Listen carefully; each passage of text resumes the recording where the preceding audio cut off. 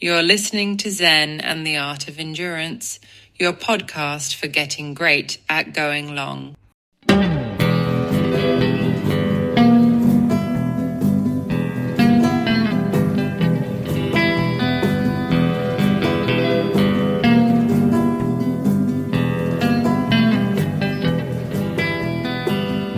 Well, hey there, all you endurance studs and studettes, and welcome to another great episode of Zen and the Art of Endurance, the podcast where we go long and learn a lot about ourselves along the way. Well, gang, I have something really special for you today. I promised you last episode I would continue working on making the audio quality of the long bike rides even better. And we have nailed it. I am over the moon at the sound quality of this one. I take you with me on a long bike ride, talking about all the endurance news and gear and gadgets and Unbound, the issue with people crashing because of panic. And we run into a couple fishing on the bank of the Navasota River and passing joggers in the local park, going into the gas station, filling up on water, and testing out the new Amazfit T-Rex 3 that I got my hands on for Father's Day. And it is a competitor to the Garmin Fenix 8 at probably a quarter of the price. It is a fantastic watch. So I'm putting it through its paces while out on a ride, almost getting stuck in the mud down by the Brazos River. It's just an awesome ride, and the sound quality is so good that I cannot wait for you to listen to it. And yeah, the topics I talk about, I bring it up as they occur and as I'm doing things out there on the bike. I get chased by dogs several times. You can hear all that. Like, it is such a great show of audio content. But let's back up for a second and talk about the watch, which you're going to hear details on throughout the show. So Garmin came out with the Fenix 8, and then that was about 8 months ago. And then the next watch they came out with was an improvement to the Forerunner, which is more of like, instead of their Explorer kind of watch, all-purpose watch, it's more of like their running watch.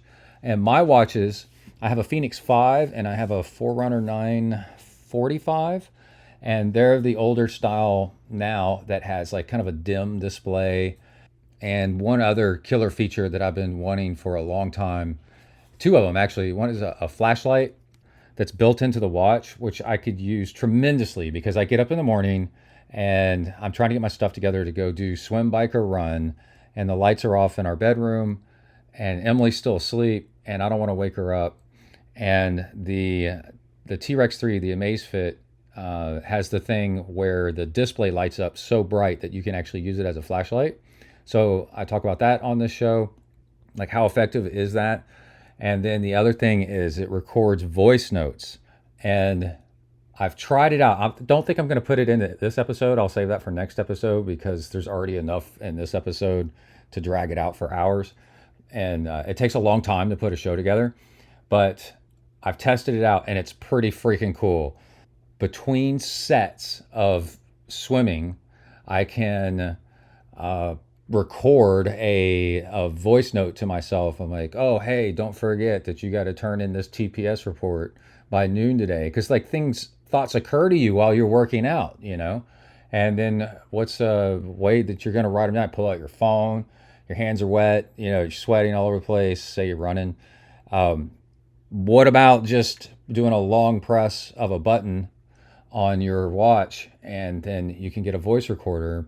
And what this watch does is you can transfer them off your phone or off your watch to your phone, and then from your phone to whatever you want. And I've already done it once. I dropped one right into this software right here, no problem. And the Garmin Fenix and whatever the Garmin ecosystem, somehow it's a lot harder to get them off of your watch and use later for other things. And what I really want to do is for the podcast is have audio clips while I'm doing stuff. And the Fenix, the T-Rex, is actually superior to the Fenix as far as getting audio off the device and into a format that actually we can turn into shows. So that was like an interesting thing there. And then also the killer feature is it's got Chat GPT built right in, so I can ask it questions. And during the ride, I tell you about some of the questions that I ask it. It's pretty funny, and it's legit. It really does go out and ask Chat GPT out on the internet the answers to your questions, like what's the height of Mount Everest, things that are not on the watch. It goes and finds them and brings them back. And this is all for much, much less than the Garmin comparable devices. And the big question is this a device that's actually usable, and what are the shortcomings compared to the Garmin stuff, right? So over the next bunch of episodes, I'll bring it up on occasion, things that I'm trying out. I'm a dedicated Garmin user for so long, and also Suunto, that it's really interesting trying out something that's a different ecosystem that costs so much less. And, is it legit? Does the thing actually work? And I think you're going to be really surprised and interested and engaged in kind of like, where does this go? Because the big question is this a Garmin Fenix 8 or a Garmin 970 killer? And killer is a strong word. That means it's so good that it's actually better than one of those. And it's like impossible to be better than one of those. But for the price, is it good enough? And what I'm finding so far is what we can get down to is it actually got enough really cool features that once you kind of figure out where they are in the menus and everything, maybe you could save some money and invest it in other things like bike parts or a swimming membership or something like that. I've only had it for a couple of days, and I can say right now that I am having a blast. It really is a lot of fun. So yeah, stay tuned through the episode as I kind of fiddle through with the watch and we talk about that and a million other things that just make for a great episode.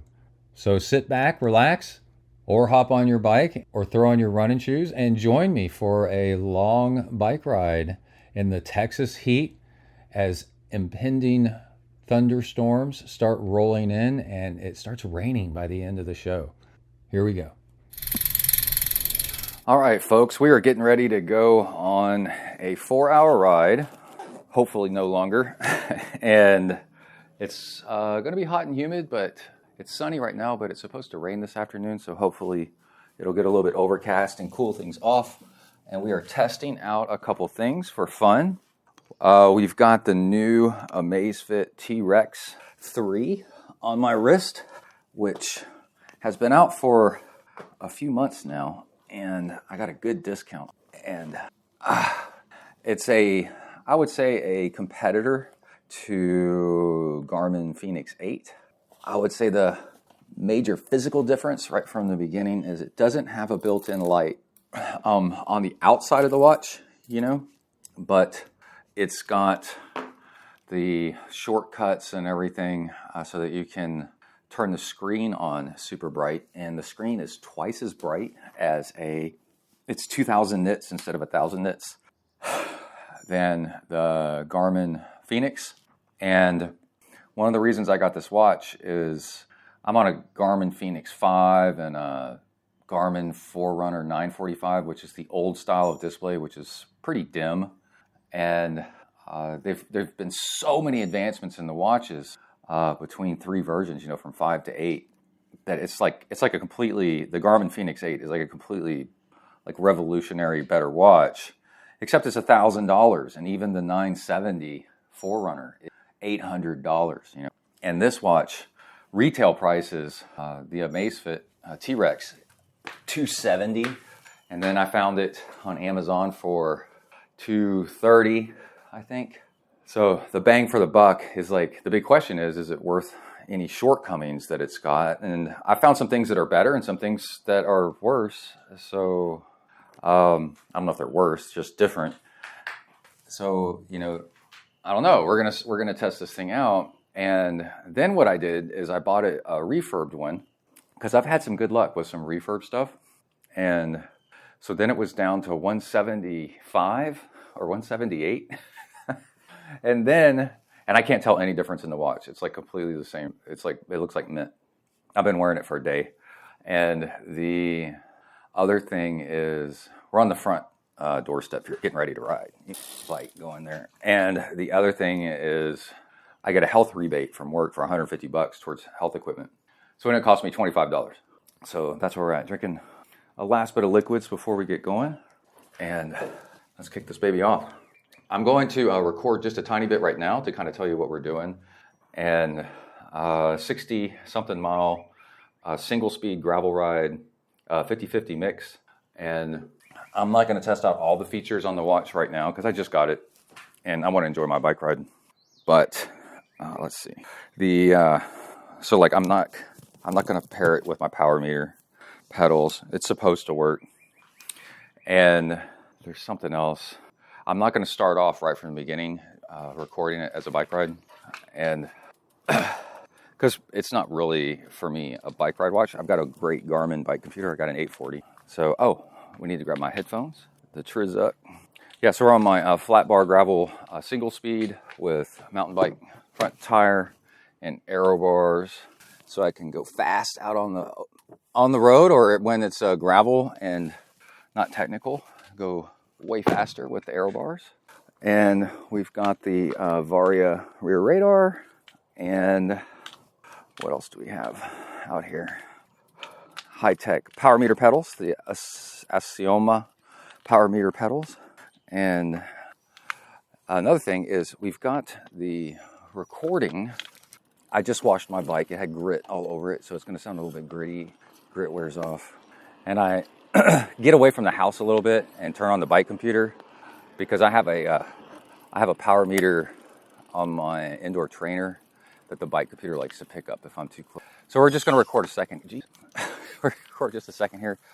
Another thing I'm really interested in is, let's turn on the bike computer, get going, is the last show I recorded and the mic sensitivity was set on auto. So what it did is it picked up gravel like really loudly. And like, I think it was too much. And the funny thing about audio is people really pick you. And the audio that you're going to hear either right before or right after this audio right now is where I went for a gravel ride, and I set it on low sensitivity, and it was fine. But afterwards, I was kind of like, maybe do I want to calibrate my power? It's picking up heart rate. I'm wearing a heart rate wrist strap. I'm not broadcasting off my watch, the T-Rex, although it can, which I actually want to talk about. One of the interesting, there's a bird upset about normalized power. Let's do a lap around the block here. I'm at the end of the cul-de-sac, just circle around. I'm setting my rear radar to blinky. And what I'm trying to figure out is the medium setting actually better, because then you can hear a little bit more of the surrounding. Yeah, there's my radar. So now let me clip on my helmet, activate my headphones. I'm wearing the waterproof, the swimming version of the head shot or shocks.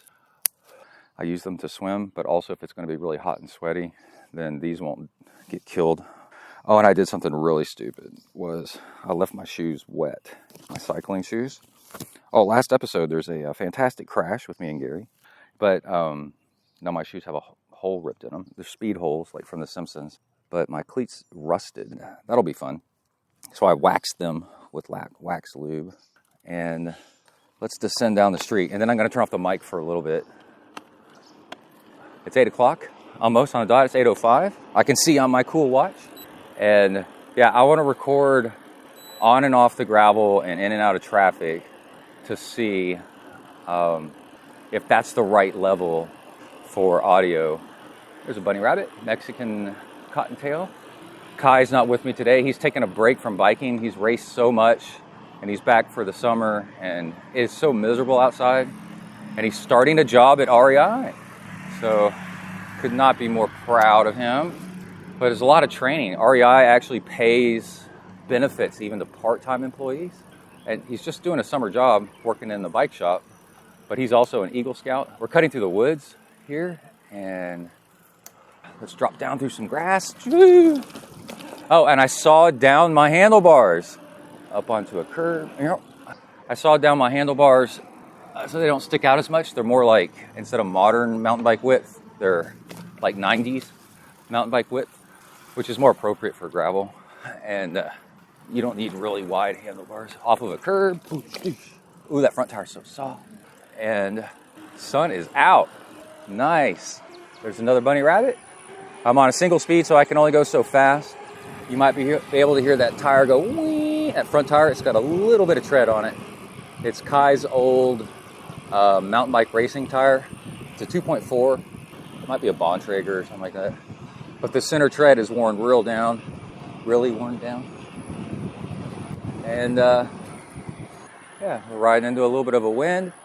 And I guess what I'll do is I'm going to record the first part of the ride because it gets so hot and so miserable. The second part of the ride, I find that I'm not in... There's these long pauses where I'm trying not to die, you know. So when the new Fenix 8 came out, I got... Looking back, you know, knowing yourself is part of the path to enlightenment. And I was like, I really wanted that watch. And I'm like, we don't have the money for that watch right now. It's stupid. When I have watches that function, the Fenix 8 for $1,000. I'm going through a shopping center right now. So what I did to placate myself for a while was I bought a Seiko Mod diving watch for $150 with sapphire glass, rotating bezel, and the thing is freaking cool. The downside is, there's a pedestrian, so I've been quiet for a second. The downside is, any watch that isn't a Timex Indiglo has just like, at night when you're trying to see what time it is, it sucks. Even the best ones, you know, the longer they're in the dark, they fade and fade and fade. And then it's 3 a.m. and your dog's barking at something, and you're like, what's that noise? And it's like, well, can't see what freaking time it is, dude. What's going on? You know? And also with the lights on watches now, and this one's got an interesting one, car back, where it's the screen that lights up. Well, I tested it out, and outdoors it's not good enough, right? But that's not really what it's for, I think. If you're trying to use this thing to navigate at night, you're in big trouble. Any of the watches that have like a little light on the outside. Okay, I'm at a 4-way stoplight, about to go into a freeway. So you're gonna get to hear that. Maybe some birds that live under the bridge. And here we go, we're about to go under. As always, the coolest thing about gravel bikes is you can take curbs and sidewalks off and on. I'm about to jump off a curb right now, like that, because there's no bike lane right there. But now there's a bike lane, I'm back into that. And, okay, I hear you guys. We're gonna cut through a parking lot here, so I don't have to go through an intersection. Did y'all know that's illegal with cars? You can get a ticket. They'll be like, you're avoiding the intersection. Fined, but... Okay, I'm about to leave this bank parking lot and about to go through the subdivision called Pebble Creek. It's a really nice little subdivision, nice and calm and quiet. Down into the aero bars because we're going downhill. I can just coast. Oh, the Tour Divide started, and there's a guy in it that's World Cup mountain bike. I don't know if he's champion, but racer. And Leo Wilcox is in it. Right after Unbound, going right into doing this bike ride from Canada to Mexico. Pretty impressive. I would be burned out. This would be too much. But also I have a full-time job, so I don't know. Kai's suffering from burnout right now from all the racing. The trick is just leave him alone until you want to bike again, right? The way to never want to bike again is to make somebody keep biking. Not that I could anyway. There's somebody selling tomatoes. I'm messing with some cords here. See if my headphones are connected. They are not. Let's go ahead and turn them on. Very nice. Going past some soccer fields where Kai grew up playing soccer. And looking at my watch, one thing that if I put my watch, the T-Rex, into workout mode to test it out for bike riding, one thing, if I really did that, I would mount it to the handlebars. They make these like foam things that are just donuts kind of, and then it's about the size of your wrist, and then you can strap your watch to that, and then you can use your watch as a bike computer out on the handlebars. And the coolest thing about one of the cool things about aero bars is I'm in the aero position, cruising down the street, cars going by, is with aero bars, you can get your bike computer further out in front of you, so it's more like a heads-up display. Okay, dog did not like that. And do we have a car back? Because I got to turn. Yeah, he's way back.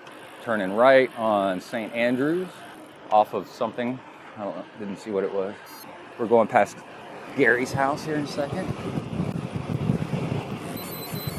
I haven't checked with Gary in a couple days, but I think he's okay. But he got a giant gash on his arm, I think, from the crash that we had last episode. So now just cruising in aero position.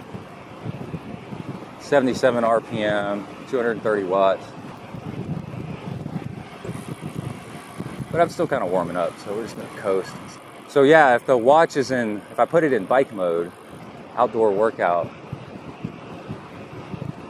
well then I can't use the other features on the watch, like, I don't know, the compass and stuff.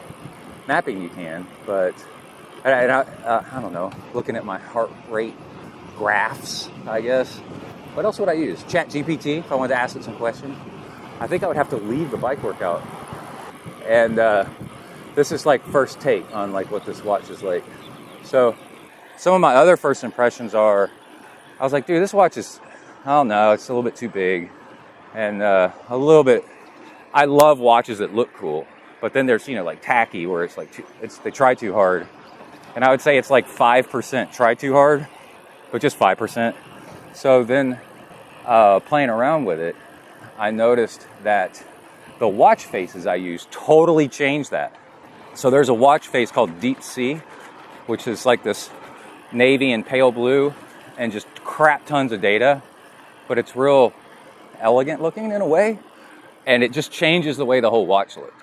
And you can see that on Instagram, Zen Triathlon on Instagram. It's the watch face that just has about 5,000 data fields on it, but it's like navy and grayish blue. There's a guy walking his two dogs. We're almost to first gravel. Looks like it takes 15 minutes to get there. That's not bad. And we're gonna see how loud this thing is. So the last setting on the mic I used last episode was auto. So it would get like super sensitive and pick up everything. And then the crunching of the gravel I think was kind of annoying. And then so it would be like super sensitive. And then if I talked, then it would be like, oh, that's loud. And then it would quiet everything down. So it was like this back and forth. Okay, we're about to hit gravel. Y'all tell me we're on pavement. So yeah, last audio that you heard where I went for a gravel ride on this episode, it'll either be before or after this audio. Gravel.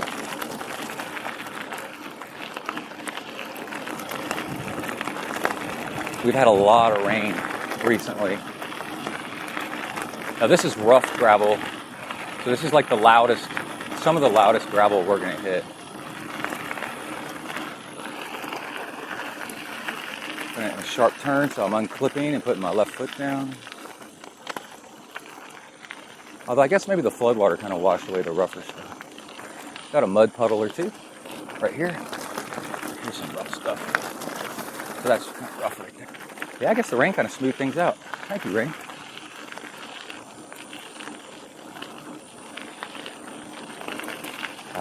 So I'm riding through Lit Creek Park, which is a city park.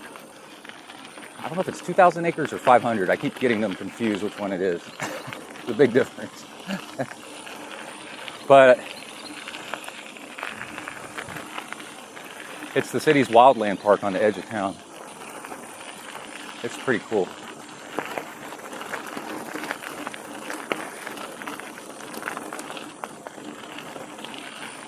Yeah, this was really rough last time I was riding through here, but all this rain, man.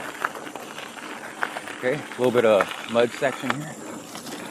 Through it, no problem. So along with the 2.4 front, this is rough right here, which I'm probably running at about 22 PSI tubeless. There's some soft air in there. This bike has an old suspension fork on it. Okay, buddy. Which is terrible. Very entry level consumer grade, but I just leave it on here. Kind of like the flat bars. That's what it had on when I pulled it out of the garage. Technical turn. Hey, there's a cyclist in front of me. Look at that.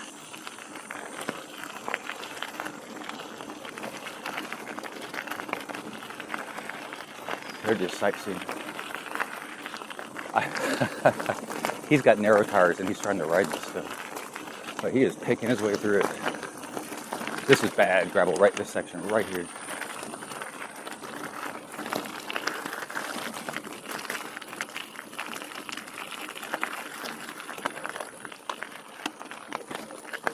We're about to pass him.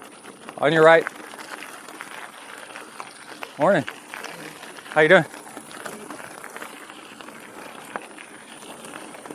He's on a Raleigh road bike that was old enough to have the shifters on the ends of the drop bars down low. It's pretty cool. Well, I went by him at like 5 times the speed, not kidding. Not bragging, that's the difference between big tires and skinny tires. Looked like he was on like 23s or 25s maybe.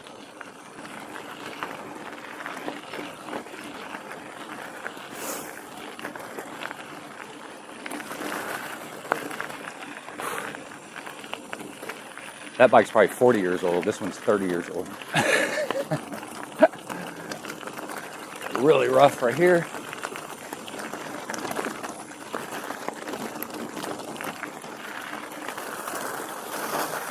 There we go. Now it's going to be a lot smoother, hopefully.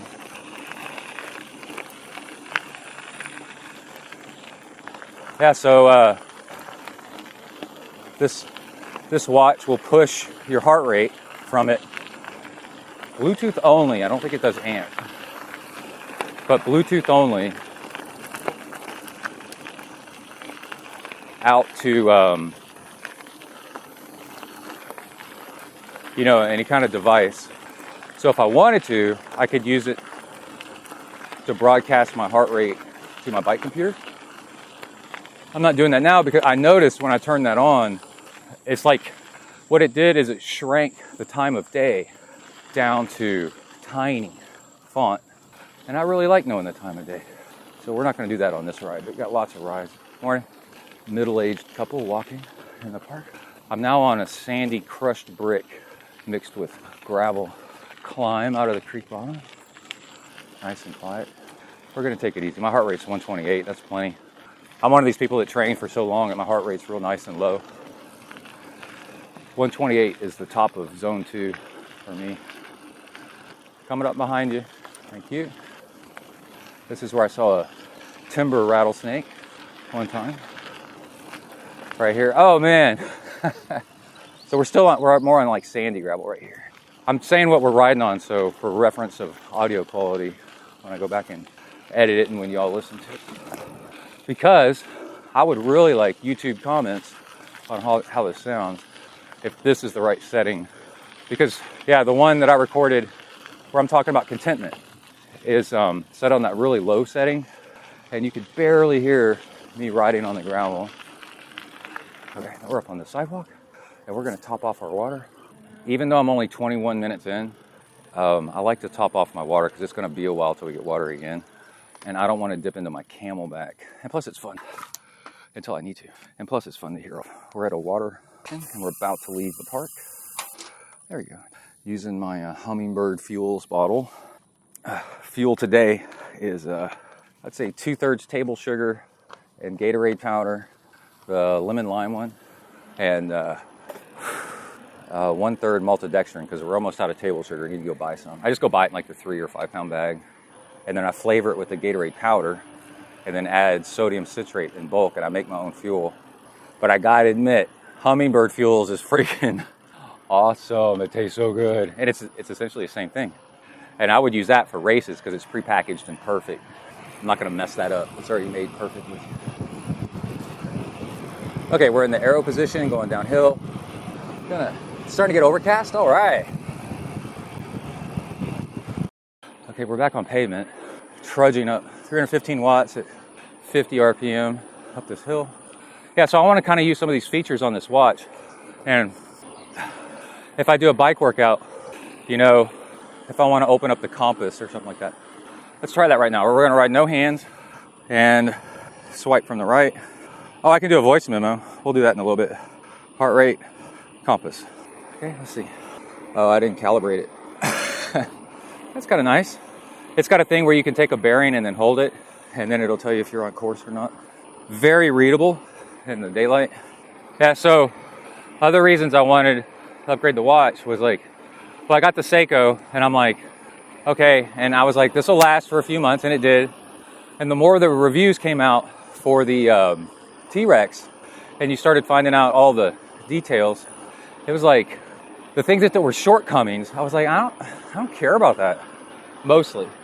Like sleep status, I'm trying to think, HRV, like a lot of these little metric steps, dude, I get in more, you know, like how accurate is it? It's like, whatever. And then the things that it did have, I was like, that's pretty freaking cool. And again, my main gripes were, I wanted a watch that was more visible, had brighter screen so I can read the stuff better.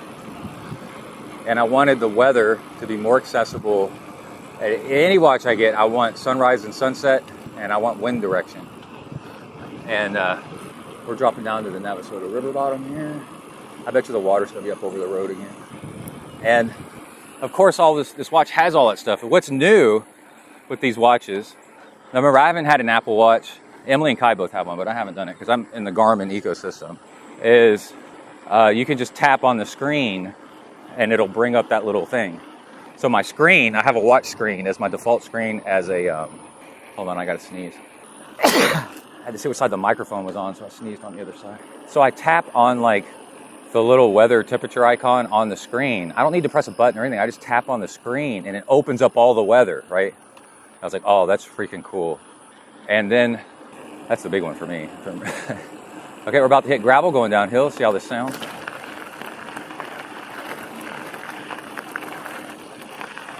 Cutting down the bars to be narrower. Huge, man. Oh, it's so nice. That way I can ride out on the open road and not be anywhere near it's like a parachute.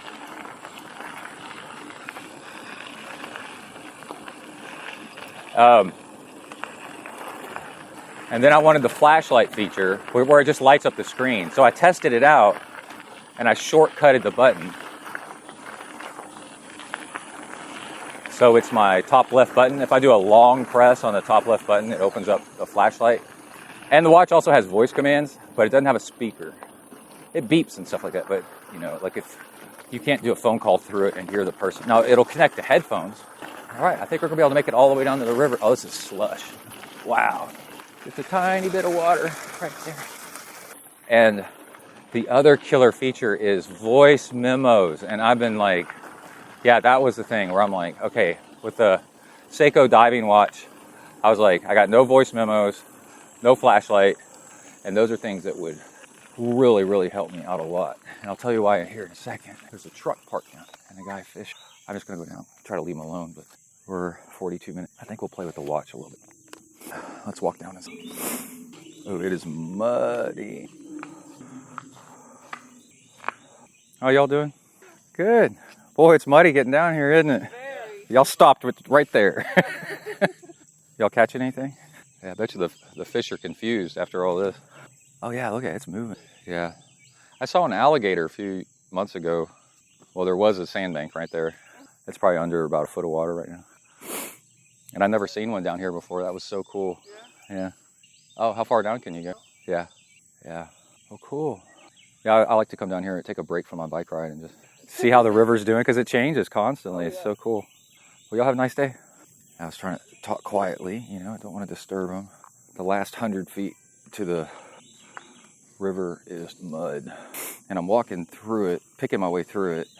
But this is a case of why you wear in gravel either flat pedals or mountain bike shoes if you're the exploring type. And I did not ride through it, I walked. Let's go over here and play with a couple settings on the watch, leave them alone. So yeah, I've done some voice recordings.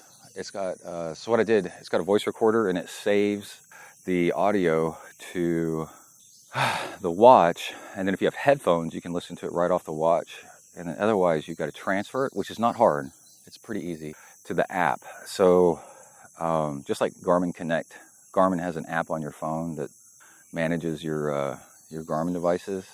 The company that owns Amazfit is called Zepp, Z-E-P-P, and they got a Zepp app, and that's a purple thistle, and their interface, how they manage all their stuff, is way better than Garmin Connect.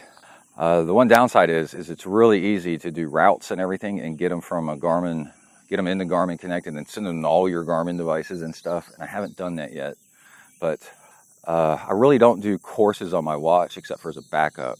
I do courses to my bike computer, and like I said, I am not straying from Garmin as a bike computer anytime soon.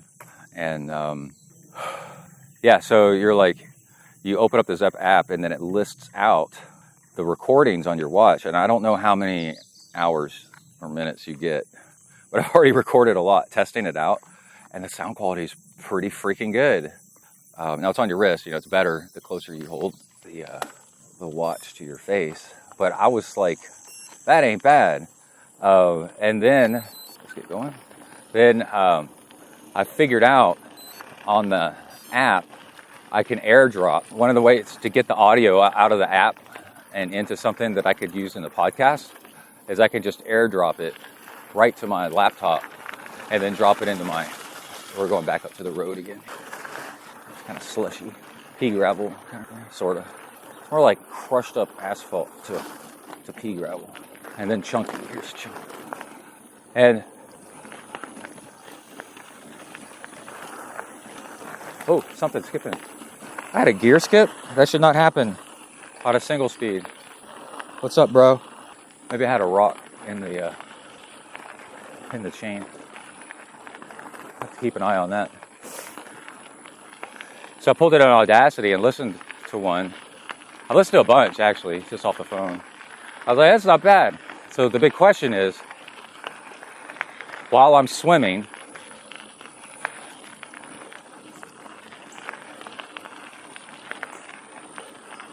between sets, I got like a minute rest. And I don't need the watch for swimming. I've got swim goggles. Like I said, when you're in workout mode, will the other things work? And I'm suspicious that they won't. Like the broadcast heart rate. Well, to go use other things on the watch, you have to get out of broadcast heart rate. And I don't think my Garmin's do that. I think it'll just do it in the background. And then you can use the watch for other things. No, maybe not. Anyway, that was a husband and wife fishing, just enjoying life. That was nice. And we're coming up on Pitbull, the gauntlet. So I need my water ready. That's another reason to fill up your water bottles is dogs. I gave that Pitbull a squirt before he got too close, so he knew that I had spraying ability. And that you could tell it opened his eyes a little bit. He was like, whoa. And then when he got close enough and I did spray him, he was like, yep, I don't like this. So it was like a shot across the bow and then a shot in the control tower, the face. And it's nice because then you're not hurting the dog. I've used the Halt dog spray before, and that stuff works really well too. That's if you got a real problem dog. I think I still got some in my bento box. Right? Okay, climbing. Little side note, I was listening to a podcast, and they were talking about aero testing and then the bladders on the back and the front. What's fastest? That's probably him. I don't think he's going to make it. Yep, there he is. I'm too far ahead. Oh, here he comes. He's about 200 feet behind me. He stopped. And now we're on flat. Chip seal nice and smooth. I'm going to get in the aero position.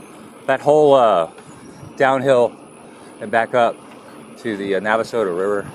I rode on the flat bars because it was pretty technical with slush and holes and torn up gravel road. So what I want to do is stop. What I'm doing currently is I stop between sets and I'll record my thought because I'll be swimming along and I'll be like, oh crap, I need to compress this database, and then I'm trying to hold on to the thought for the next 5 minutes. And then when I get to rest on the side for 1 minute, I gotta open up my phone, and it doesn't want to recognize my face, because I got goggles on. So I got to password, open up my phone, and then type in a note. And it kind of sucks. So it's totally worth doing, but I'm like, dude, I could just long press the bottom left button. Got a nice downhill. Long press the bottom left button and then record a voice thing and pull it in later or listen to it later somehow as my to-do list for the day, and then my rest for my swim can actually be more restful and have a better swim. The downside is headphones with the little microphone holes and possibly this watch have, when they get wet, the holes get clogged up. So how long will this audio quality be pretty good? Okay, we are back on Peach Creek Road. Got a cyclist up ahead. Will I catch him before I turn off? I don't know.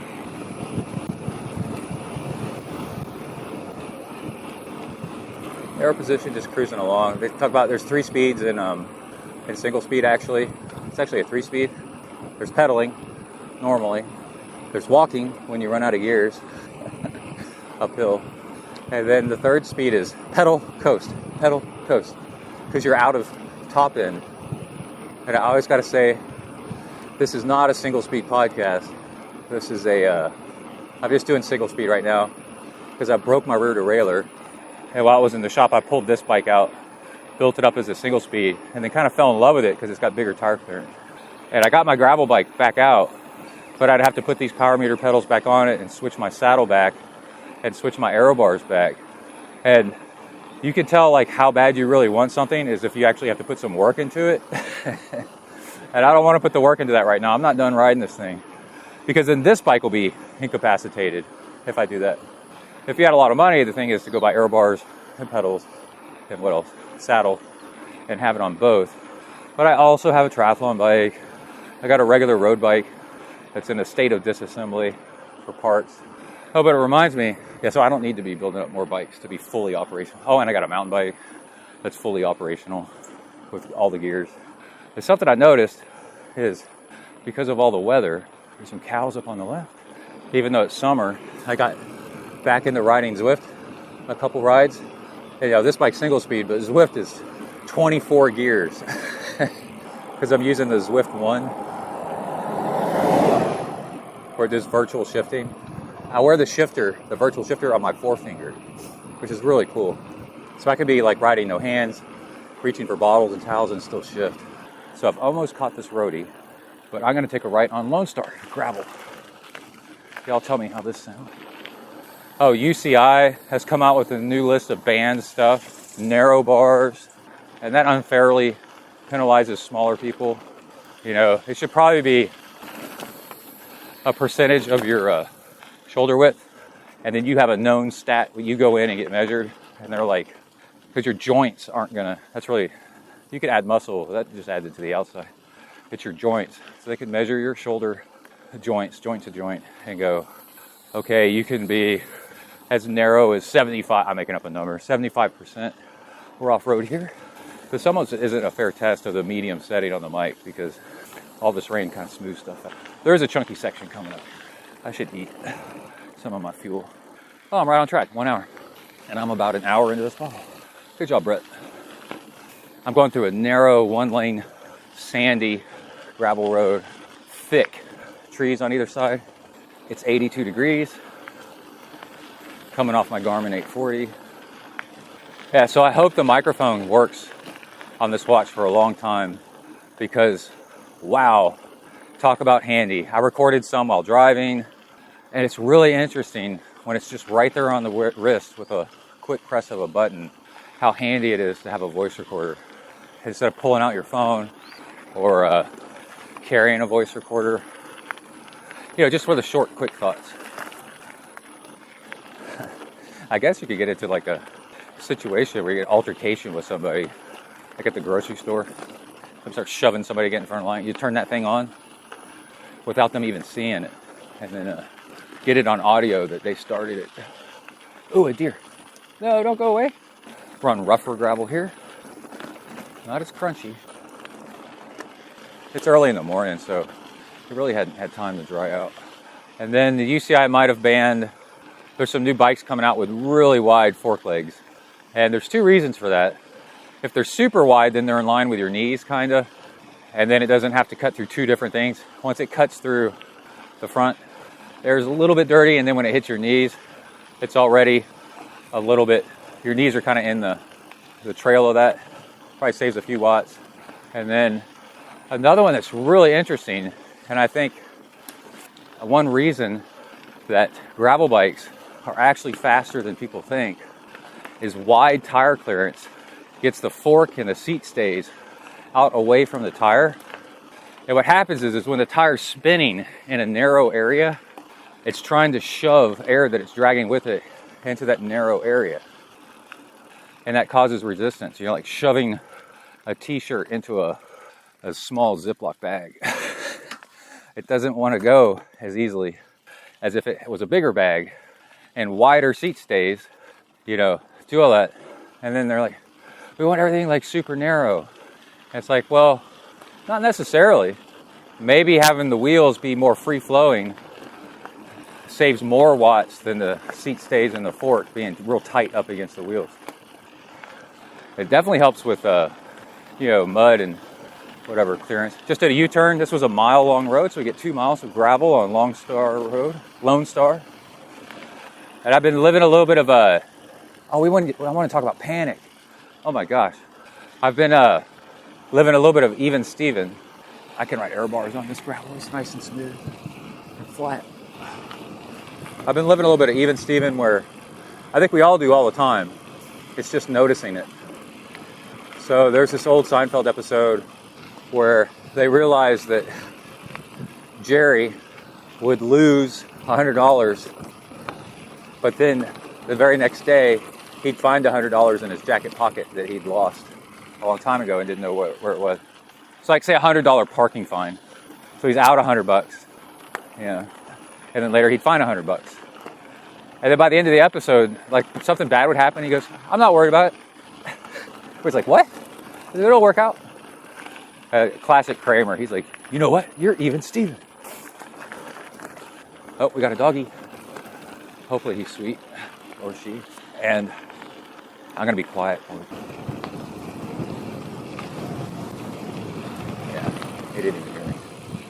A trick for not getting, still get chased, but not as badly, and not getting bitten by dogs, is when you know you're coming up on a known dog area.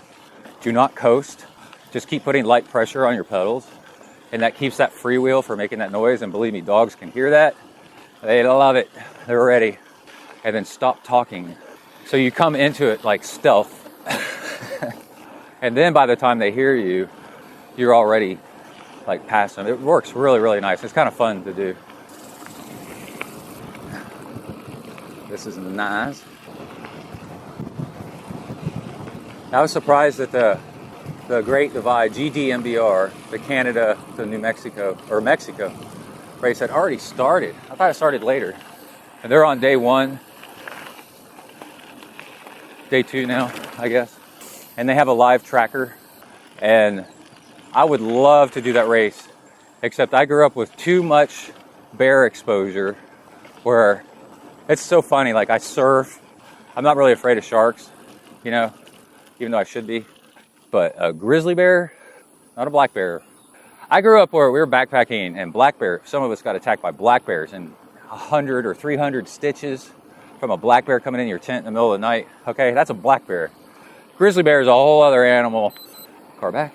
We're back on the pavement, Peach Creek Road.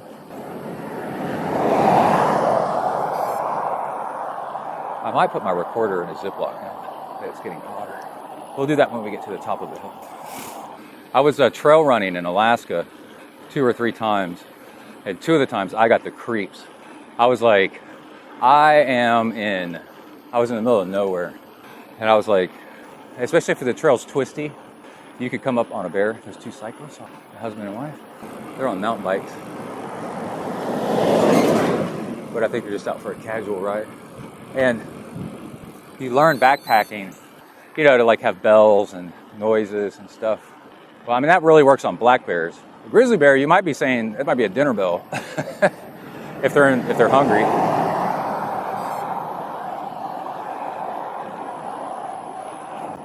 And then, God, the softer gravel tires are so comfortable. This is the life, man. Grizzly bear really might rip your head off, and they do on occasion. And on rare occasion will eat you alive, and that sounds terrible. So the very northern half of the continental divide, the Great Divide, I'm kind of like, man, I don't know. Because you're going to have to camp. And then everything we learned about backpacking and camping is you can't have anything that smells on you if you're camping out in the woods where there's bears. The things are like 300 to 800 pound, raccoons, and they can smell anything, deodorant, toothpaste. And you're sitting there probably with Gatorade, that sweet, sweet Gatorade, and M&Ms, and toothpaste, just smeared all over your kit and your bike. It's like, dude, it is like pretty freaking wild, man. I'm just like, well, I don't know about that. So I guess like Montana. So whatever's south of grizzly bear country, I would be better off. I'd be like, okay, I could probably do this. Here come some horses. Hey, horsies. Some notes on single speed. Once I got used to it again, because I used to ride a long time ago, for about a year, maybe longer, I rode single speed as my training bike. Like it is enjoyable, man, because there's built-in coasting. The hills are harder, but then it's kind of fun to see if you can make it up the hill. It's kind of like a little game, and it makes you a better, more powerful cyclist. Anyway, I have this theory, like train single speed, race geared, and my God, you'd be unstoppable. But the little coasting that's built in because you can't pedal any further, if you're doing a really long ride, I think it's like, like day after day after day, week after week of training, not getting dehydrated and worn out because you've got these little rest breaks built into your long rides. I don't know, it might be better training. And it teaches you how to handle your bike better with momentum to get up and over things and through turns and conserve energy.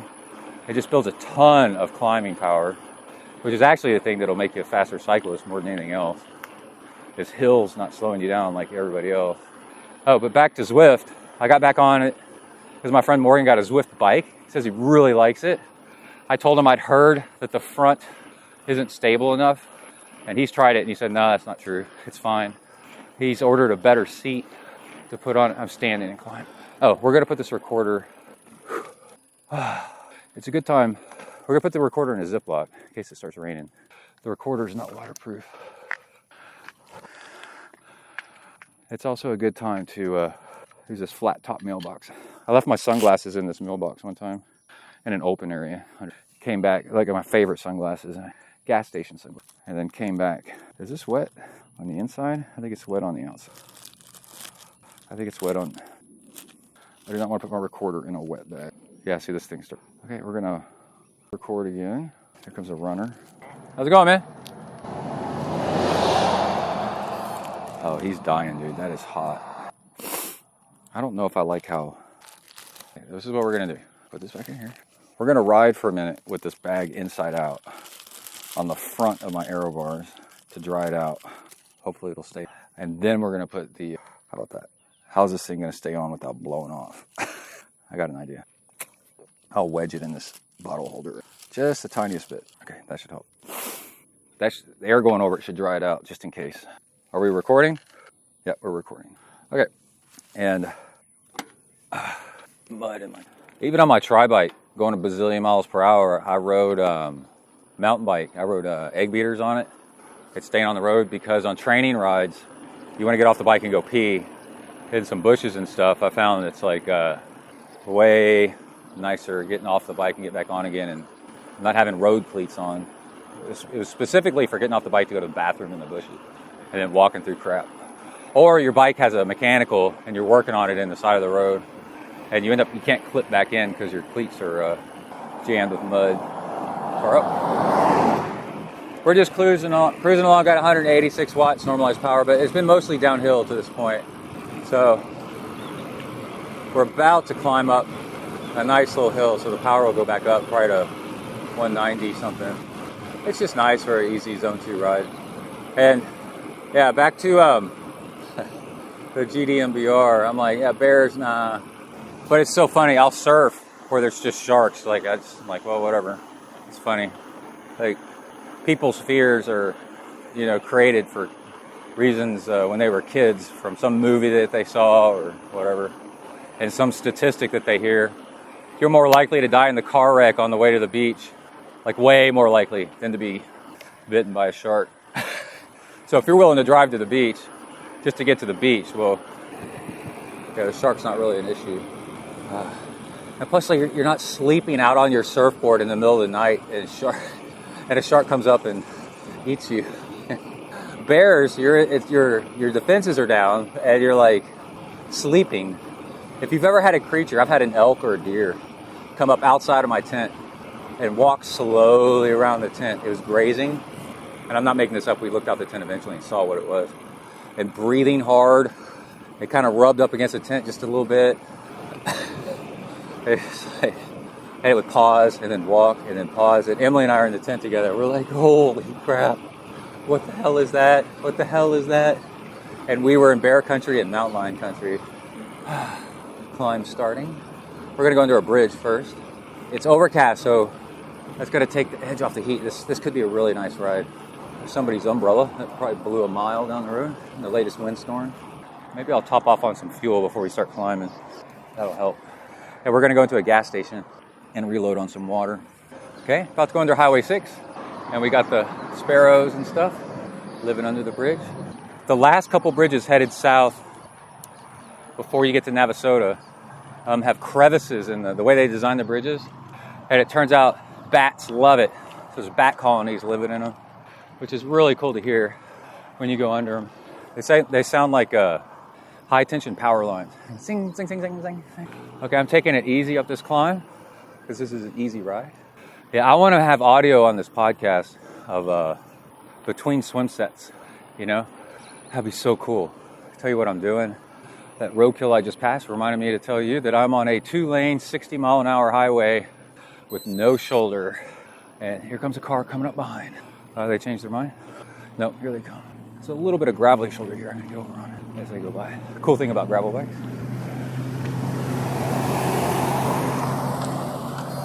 So I was doing about 45 RPM, 260 watts. One cool thing about Zen, one of the many cool things, is you learn to study yourself and your reaction to things without judgment. And then you can learn like what you really like and what matters to you. And I've been struggling to put out shows. I'll record 4 hours worth of stuff and then I'm like, I just don't like it. Here comes a cyclist. And it's a mix of the audio quality, I guess. God knows what else. Morning. Guy on a trek. And then that last bit that I recorded where I'm talking about contentment.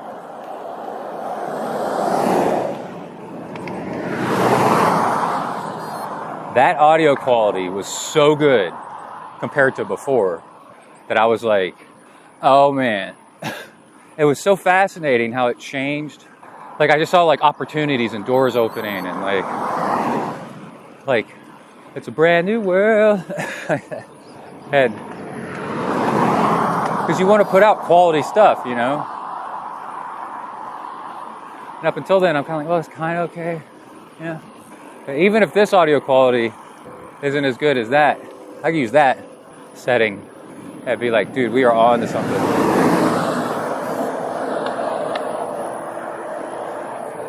And then the thing is I do so much different stuff.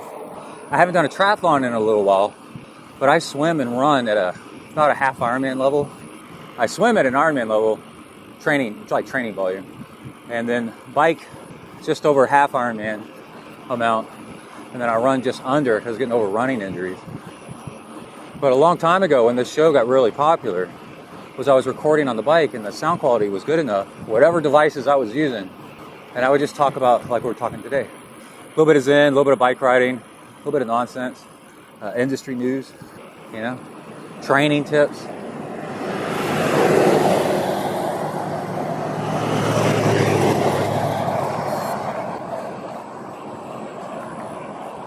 So, oddly enough, I forgot to mention it. I was talking about Even Steven because I've learned, this is at work too. You're up against an obstacle. Don't try to fix it hard and fast. Give it some space and let it breathe. And opportunities and solutions appear when you kind of step away, give it a space to breathe and cook a little bit. And while you're doing something else, you'll come up with ideas. Like, oh, yeah, or this is a better strategy. Like in the heat of the moment, you're kind of like, make things worse. There's a saying, don't answer when angry, don't make life decisions when sad, and don't set big goals when you're too happy. Which I'd never heard that before. That's actually pretty good advice. Get in over your head. Okay, we're about to go downhill.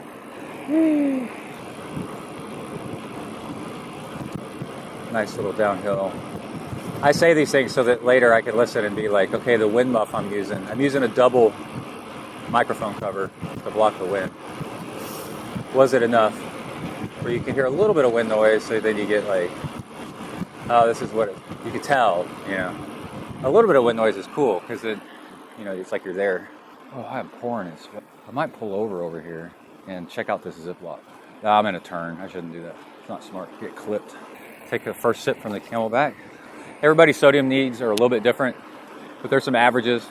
And this is a 2-liter Camelback, and I put a 1/4 teaspoon of sodium citrate per liter in all my water. I feel like sometimes I put in more than that, and it makes me a little sick to my stomach.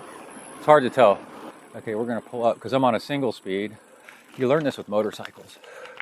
You don't park facing uphill because reversing a motorcycle. No, you don't park facing downhill because then in a parking spot, because then you got to back up.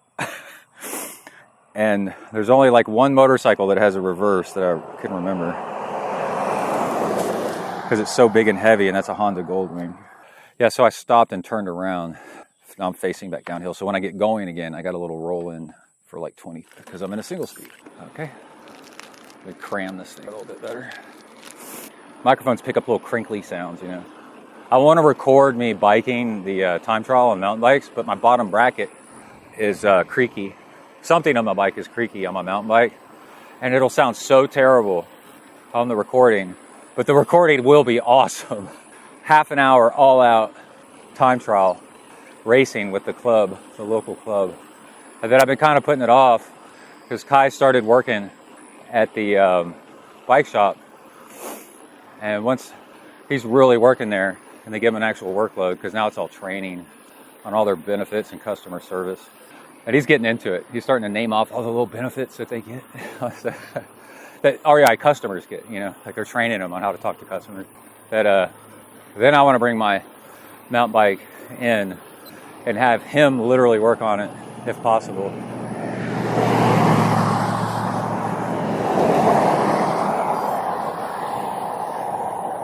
Because it's actually his old full suspension Canyon. It was a little bit too big and heavy for him for cross-country racing. So we got him a Trek Super Caliber carbon true cross-country racing bike, and his times just skyrocketed in improvement. His race times and placing on the podium. And then I've been riding this more like a trail bike. And I'm bigger and heavier than he is. And it's definitely slower than my old cross-country racing bike that was a hardtail Orbea. I think it was freaking fast. But it's way more comfortable, and I do, marathon mountain biking and long-distance mountain biking. And as you get older, you know, you're just like, the abuse of a hardtail, cross-country hardtail, is like, this sucks. And there's nothing like having something before and then not having it anymore. I've had a full suspension Cannondale, a Super V, a long time ago. And it is such a superior ride, a full suspension is. So if you're going long distance, marathon mountain biking is like 60-something miles, I guess. It is a long, long way. And so full suspension is nice. And if I'm not interested in winning, then I just go with the comfort. Got a group of... How's it going? I think they're all roadies. We'll see here in a second. I'm going to walk. Take off the sunglasses and the helmet. And let's go into the gas station and get some water. How you guys doing? Good. Okay. Yeah, I know, right? At least the sun's not out. It's nice overcast. Oh, yeah. Half the time I come through here, the place is full of old farmers and ranchers talking. I wonder where they are. Oh, there's an old map of Milliken. Oh, that's cool. Being so close to Mexico, where I live, there's a sign on the women's bathroom. It says women, but they've had to put a handwritten paper sign that says no hombre, mujer. There's no men, and then whatever only is in Spanish. We'll go back and look.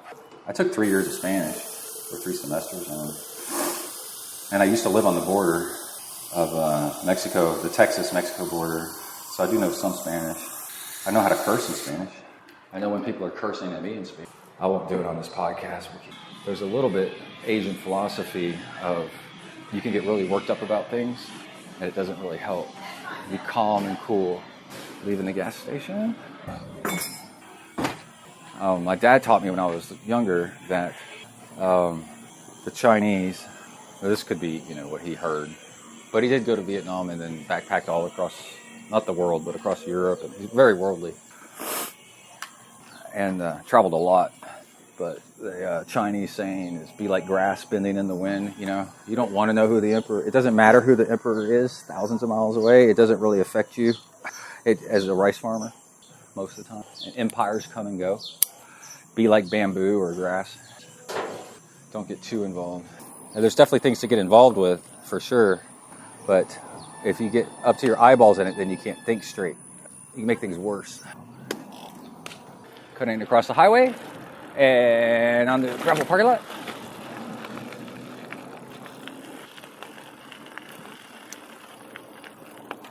All right, we're going to do a brief few hundred feet here on pavement, and then we're going to turn on gravel again. Milliken's on a gravel grid, 10,000 people, old Civil War town that's now just a few hundred people, if that, no, probably 100 people, probably 50 people. We're now turning left on the Milliken Cutoff Road off of Highway 159. Oh, you know what I was going to do? I was going to start a bike workout and then save it. So I've already connected the watch to Training Peaks. It's supposed to work fine. Now, I don't have a power meter connected to the watch yet. I'm not going to bother with that today. I don't want to mess up my power meter file. But I did want to record a little bit while I'm on the bike with the watch to see how successfully it switches over to Training Peaks. What it does, and I'm a little bit disappointed because yesterday I recorded very short workouts where I did almost nothing. Like, I'm talking like 30 seconds and just standing still. And they did not go over to Training Peaks. I did a bike and a run, but I was just standing, you know, in a hallway. And I'm like, even though there wasn't anything there, it should have gone over to Training Peaks, and it didn't. And I'm like, but those bugs are supposed to be all worked out. It's supposed to work. There's a doggy. Be nice. Be nice. There you go. A little bit of water. People listening to the show love the sounds of being chased by dogs. We got a video that when I was recording a video on the bike, Kai getting chased by a big pack of dogs. It was so funny. That clip got more views. Oh, something funny. So, yeah, I heard this thing, you know, you see this all the time. Cottonmouths are not dangerous.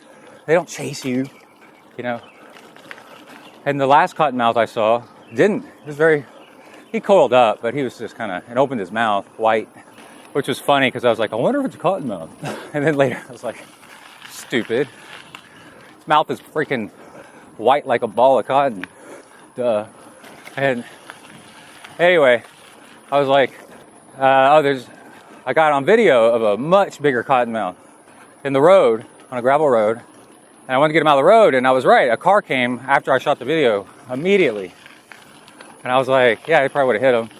So no, I'm not harassing the freaking snakes. I'm actually trying to get them out of the road so they don't get hit. Aero bars on gravel into a headwind. A little bit of mud. I gotta admit, this is not the best gravel.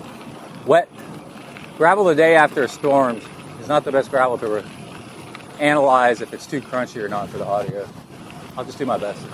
I'll try to ride through stuff like a little bit worse. Anyway, so I recorded like this video of me trying to get the snake out of the road. And yeah, a little bit of me trying to get him to open his mouth to verify it was a cottonmouth. And the first part of the video, it's pretty short, but I'm like, people think cottonmouth, I'm a Mr. Know-It-All. I'm like, people think cottonmouths are aggressive, but they're not. Because my one experience was it was not at all. So I grabbed this, there weren't any sticks, but really tall piece of grass that had some structure, a little bit of strength to it. It was like 3 feet long, 4 feet long. Let's ride through some of the crunchier gravel here so we can hear it. I'm holding my phone in one hand and the grass thing in the other, and I'm trying to prod it along and get it out of the road. And it doubled back on me and like jumped, like it struck. And I tell my friends, it's like that thing was freaking airborne, flying in the air at my face. It wasn't, but it's just, that's what it felt like. And I dropped my phone. It scared me so bad. And then I pick my phone back up. It's still recording. And then I get it out of the road. We're going down here into a little creek bottom, but with a dead end. We're going to turn around at the gate that yells at us. And practicing our bike handling skill. Doing a U-turn on sloppy gravel. And I showed it to somebody and they said, dude, you need to cut the video right as it jumps at you and you drop your phone yelling, ah, and then post that. Like it just ends. And so I did as a YouTube short, or I don't know whatever they're called, a reel, I don't know. And it got 1,000 views in an hour because it's one of those, it's like a great video. You don't know what happens. I scream. And the irony, oh, they don't attack. And it was so funny is I'm glad I've been doing this stuff forever because I've gotten, like 10% ugly comments. And I learned the only reason I've made it this far, posting content and stuff like that, is I learned early on, I don't know where I learned it from, but a really entertaining way to make fun of trolls is to make fun of them. This isn't the best example, but the one at the top of my head is somebody's called me a dill hole. And I go, no. They just go, dill hole. And I said, no, actually it's a snake. But like you do this like deadpan, like cutting remarks right back at them. And they just don't know what to do with it. Because it didn't work on you. So I think if somebody said something about, I need to quit harassing snakes. The snakes. Well, no, if you harass a snake, that's what it was. If you harass a snake, it's going to attack you. And then I just wrote back, not all snakes, because it's true. And then it's just like, my favorite that I learned was when somebody early on would make fun of the audio quality or whatever I talked about on the show. Usually audio quality. Oh, we got dogs. They're little. Let's go fast. I can. You got little legs. Oh, okay. Big dog spray with water. Little dogs with little legs. I have been bitten on the ankles though. A little ankle biter. Drew blood. What was I talking about? Oh yeah. They're like, your sound quality sucked, and then this one thing you were wrong. And it's a really mean. I'll go, tell you what. Link to me your podcast, the one that you made. That's better than the one I made. And let's compare it. Because it's like somebody ragging on Pogacar or Usain Bolt, for having bad form or something, or not performing well or something. It's like, oh really? You are the expert now? Now here's a real dog. All right, are you ready for me to turn? I don't think you are. Oh. Okay, that one has a 90-degree turn. And now we're on busted up asphalt. It's not gravel, but it's like the worst asphalt you can imagine. And then so what's funny is people will laugh at your reply because it's funny. And then it becomes fun to tease the trolls right back. Somebody made a funny comment that I'd never heard before. I thought it was really... He said cotton mouths are named because the inside of their mouths are all soft and fluffy. Maybe he said, and they're not dangerous or something. He was being silly. And I wrote back, oh, I should try that. I should have let him bite me, and tested this out. I'll do that next time. You get your snake haters that I didn't do enough to kill that snake. Comments like, should have shot it with a shotgun. And I wrote back, and maybe that's what made me think about carrying a gun on the bike. So I wrote back, it's a little bit difficult to carry on a bicycle, but I'll definitely consider it next time. It's freaking ridiculous. I think we're on Clay Road. I swear I just heard a rattlesnake. Maybe it was something else. One of my adult friends bought a piece of land out here and built a house kind of near here. And it turned out his great-grandfather or great-uncle died in a well-known train accident, like on the corner of his property, or like one lot over, like 150 years ago. That's pretty wild. Okay, we're still on gravel road. We're going to go past the motorcycle gang house. The sun's back out. Yeah, so I want to take that canyon. It's a Canyon Neuron full suspension that's all creaky. And then leave it at REI and say, I'll pay full price, obviously. But I want Kai to work on it if possible. Muddy potholes, no problem. Something that I find really interesting about people trying to decide what tires to run on their bike. And they're like, well, if you run these tires, then you're going to be this slow, right? And if you run these tires, then you're going to be this problem. And if you do this tire, it's going to be this problem, right? When there's something that a lot of people aren't thinking about. You're assuming, I'm cutting through a industrial plant parking lot here. It's gravel and sand. It loads the train that stops here now with fertilizer or something. Fuel, hold on. Please hold. Oh wait, I never turned on a bike ride. I'm having too much fun on my watch. Let's try it. Let's get in the, pause the Garmin. Let me find some shade. There's a little bit of shade. There's even more shade.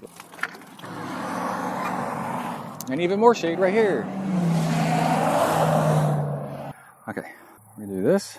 This thing has like 115 modes. Is this the one that has skydiving on it? We're gonna do outdoor cycling. It's towards the top. It's locating me with GPS. We're gonna let it do that. It's ready to go. That's kind of nice. Settings. Let's look at navigation while we're in it. My location. No information about locations. Okay, well maybe I haven't. That's something I gotta add. Save current location. Navigation settings. Let's look at that. Oh, it's got the option, where it'll turn the map as you turn. And you actually don't want to do that unless you have to, because it'll eats through battery way faster. Oh, we didn't really talk about, let's just hit go. What's really cool is you set your zones in your watch, and then it colors your heart rate based on what zone you're in. So it's yellow right now because it thinks I'm just zone 2 aerobic, right? So now, let's look at screen locked. Press the button to unlock. What button? Oh, okay. There's a map. Okay. Can I pan out? How do I pan out?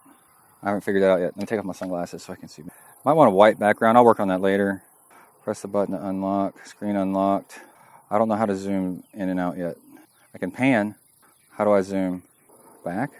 Okay, well, it's got a map. We'll work on using the map later. That's the big thing. Okay.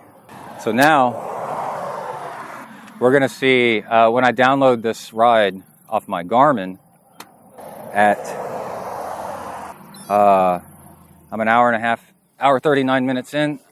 let's see what this thing does. When I didn't want to start recording at the exact same time and then get two different bike rides, and it has to fight, because sometimes Zwift, Strava, I mean, like if two rides are too similar, it'll pick one and throw the other one away. I don't know if it still does that, but it does that. All right, now we're on a 70-mile-an-hour road with no shoulder, yay, but only for a mile. And it opens up the most glorious gravel. I'm into a little bit of a headwind, so I'm in the aero position, just gliding along. That's pretty cool. Oh, I thought, are there any cars behind me? I don't even mess with my watch. There's no cars. Okay. I want all the fields. There we go. Okay. Yeah, I think I would set it to a white background, maybe. The dark background and the light numbers is a little hard to read. We could do that on another ride. Let's get back in the aero position. We're on, I can't remember if this is 2154 or 1179. It runs northwest, southeast through Milliken. I got a loose gravel sign coming up there. That's nice. And we're going to turn right off of this road here in a second. Far back. This rear radar just changed everything. It's amazing.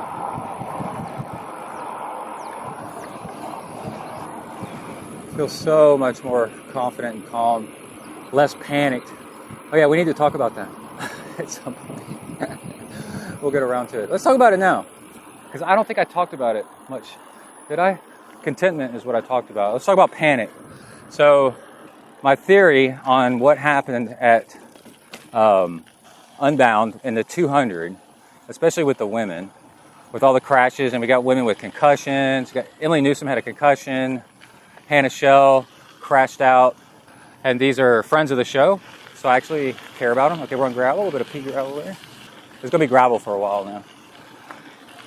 We're on Old Highway 6, now taking a ride on Ward Road. A mile-long dead end. Aero bars, because it's straight. I can kind of see where I'm going. You go back and listen to old episodes. Them and Drew Dillman and Chase Work. Oh, a vulture in the road. Oh, real quick, because I keep forgetting. I cut down the mountain bike bars and made them more narrow. There was a thing with, I did not like how they were sticking out. I was going to cut them down eventually anyway, but man, it makes you nervous in traffic to have bars that stick out more than they need to. A car could clip you. You could be in a ride with friends. You know, we're all used to racing mountain bike and being combative, but everybody's got flat bars, so they tend not to grab onto each other. But flat bars combined in the middle of drop bars, it's fine unless your flat bars are excessively wide. Then you're just asking to get hooked up into somebody. And so the even Steven thing is Gary and I crashed, which was a downside. But then while we were at his house truing my wheel, because my wheel got bent, two things came out that were fantastic. I've been waiting, like I said. You just wait for an opportunity to arise. And I go, hey, is that a hacksaw? He's like, yeah. Because I've been looking for mine, I can't find it. Okay, we're climbing a little hill here. And then the other one was, he said he bought the truing stand because he had metal wheels, American Classics, that were always needing truing, and it was a pain in the ass. So he just bought a Park truing stand. 34 RPM, 250 watt, climbing this hill. Woo! Oh, and we're going to check the audio to see if it's actually recording still. And he's like, the truing stand's old, but it's a Park. It's really nice. Park makes like the best bike tools, probably. I don't have my watch set to autopause yet, but let's just see. And he said, do you want this? And I'm like, well, sure, dude, but that's yours, And let's see, can I get the settings on the watch? I don't know. Heart rate. Oh, if you swing from the left, pause, navigation, finish. No, we don't want to do that. Let's swing from the right. Oh, it turns on music. Okay, so I don't know where autopause is on this thing. We'll find it on another run. And let's see if this recorder's still working. Let me get more in the shade so I can see it. Only downside of this recorder, they sell a version in Europe or Japan that has a white screen with black letters, but this is black with white, and I can't tell if it's paused. Yeah, it's recording, or if it's recording or not. I have to like completely stop, take off my sunglasses, and look. It's not cool. Anyway, I have so much fun gravel biking because honestly, probably looking back, my first love is BMX and mountain biking, and then got into road biking. And, you know, you get into the speed, especially with triathlon bikes, the TT, just the outrageous, high performance speed is its own cool thing. But man, I love being out in the woods and stuff. Which gravel bikes are like BMX bikes. Here's a mower, farmer mower. I'm gonna give them away.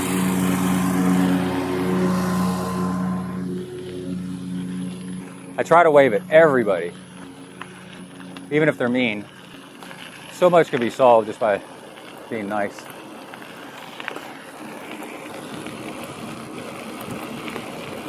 Okay, they're doing high-speed gravel downhill.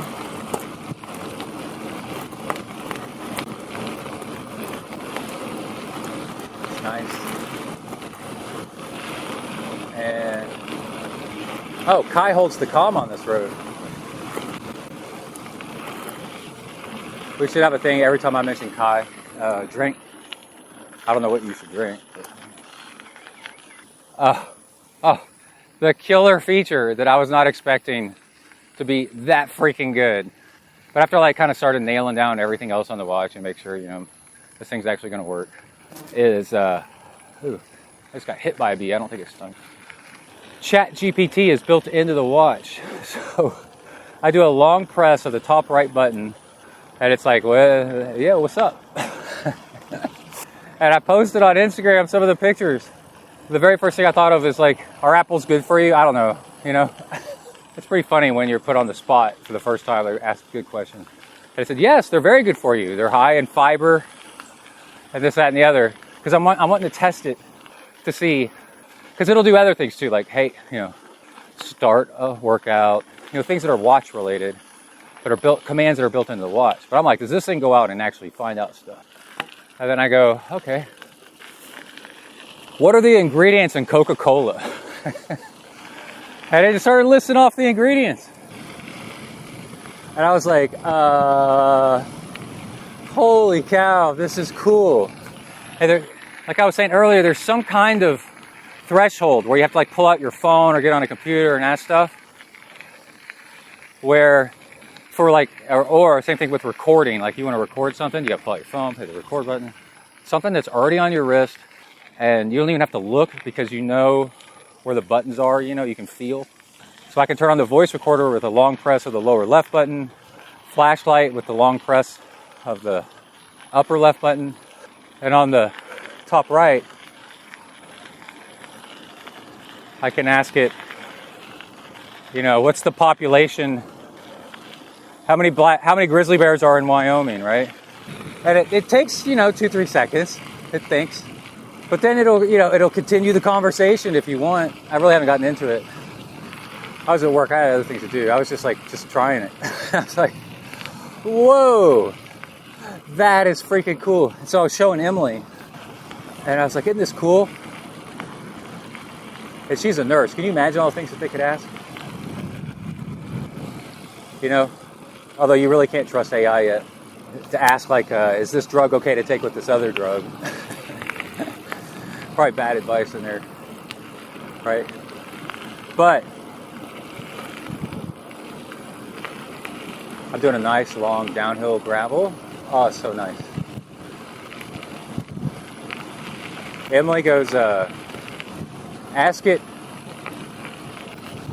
something along like, what does Brett think of Emily? I go, okay. And I already know, like, it's going to be like, I don't know what Brett you're talking about, you know, and all this other stuff. Oh my God, yeah, I got something else to tell you about AI here in a second, by the way. We still haven't left the topic about panic. And I go, what does Brett think about Emily? How much does Brett love Emily, I think was. And it was like, I'm not sure which Brett you were talking about, so your best bet is to ask Brett. That was funny. And then she turns and looks at me and goes, well, how much? This dirt road, Old Highway 6, runs parallel to Welborn Road, 1174, 2154, whatever the hell it is, 1179. And so on occasion, and a railroad line in between us.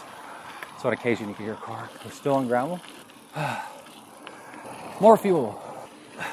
So Panic got interesting with the field is too big with too many pros, and you hear all this talk constantly. The week before the race, I started noticing this pattern. This is the most important race of the year. It's the most important trade show. This is like Kona for gravel. This is like the real world championships for gravel. This is the most, they kept saying basically, either this is the most important race of the year or some sort of variation of that phrase. All right, we're gonna be on asphalt here for a second, well, for a few minutes. Right, so there's all this pressure on, it's like in Zen you learn to stand back and be like, is this pressure like real or is it like self-created, you know? I mean, it's just a bike race. Who decided? The gods got together and said, this race is the most important race, you know? No, it's just a situation of circumstances that's made it for now. Also, everything's temporary, all right? So for now, yeah, sure, it's the most important bike race, but it's in your freaking head. It's not your head, everybody's head. So you got these problems that make this perfect storm. Usually it's not one thing that makes something go, like have an accident or go wrong or a high success, you know, a big success. It's like a combination of things. It takes like 2, 3, 4 things, and then all of a sudden, boom, something's significant, majorly significant. And you got the most important race of the year. You got the fact that they've allowed, probably, I'm guessing, way too many pros in. And then you have this weird situation where there's not a lot of vetting on the pros in gravel yet. So like road cycling has like this program where you got to work your way up, right? Mountain biking, it's still self-selected. The mountain bike races I do, and you can tell after a race or two, you're like, I am not Cat 1. I am Cat 3. And then I was nearly winning Cat 3 races, and I'm like, okay, it's time to move up to Cat 2. And then Cat 2 is nice. But yeah, there's Cat category, and then they start at different times. In gravel, you have a pro wave, and then you have everybody else. I'm right into a headwind on almost level ground. I've got a car up, so I'm in the aero bars, just cruising along.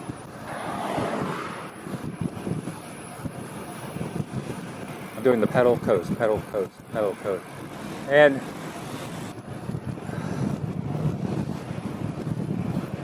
or 187 watts.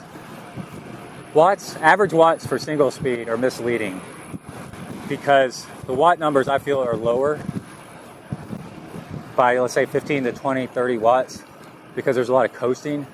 But single speed is harder because a lot of times you're putting down watts in a very suboptimal gear, and it's really training you hard.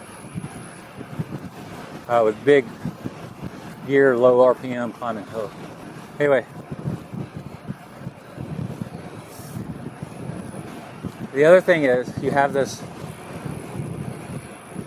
situation where gravel is turning into road racing, and especially for the pro field and Lifetime Fitness, I think they made a really big mistake.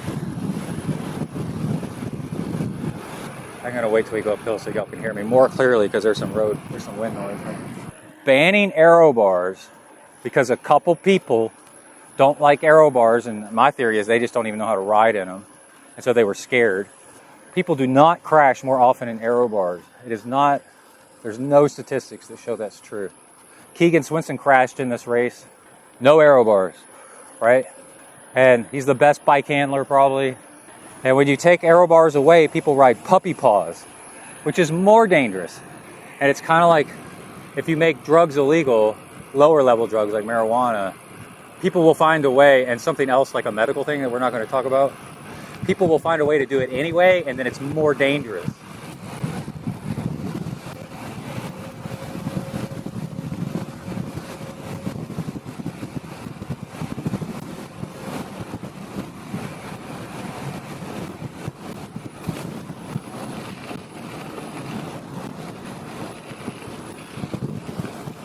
now on gravel, kind of high speed. By taking away aero bars for the pros, you're now encouraging them to ride puppy paws. Where now instead of holding on to something with their hands, they're holding on to nothing. Or like a computer mount at most. And then which one's worse? You know, and they're going to do it anyway. So just let them have the aero bars.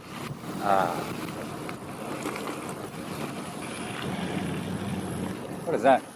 My watch just did something. Okay. So that's just a safety thing. But the thing I want to talk about is panic. So because we've turned this into the most important race ever on Earth, ever, and because we've let in so many high-end pros and the race has gotten faster and faster and faster, it has turned into a road race.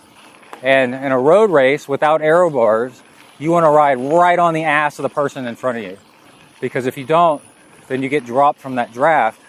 And if you get dropped from the draft, it is pretty much over for you.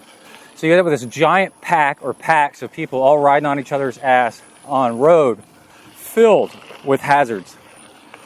Potholes, mud holes, ruts, rocks, bottles. I need a sip of water here, sip of fuel. And flat tires that need to be plugged. People trying to squirt chain lube on each other's chain. And so there's this panic that you can't fall off. So you keep this like real tight formation, and that causes accidents because it's not on road. We're on a gravel or single double track full of hazards. And so bam, people crossing wheels, slamming into each other. And just the last thing about aero bars, that they banned aero bars, and the coolest thing about aero bars is if you get dropped because you've had to plug a tire, with aero bars you can catch right back up. And you're like, well, I don't want people riding. So then there's that, you've lost that panic, right? It's like, it's okay.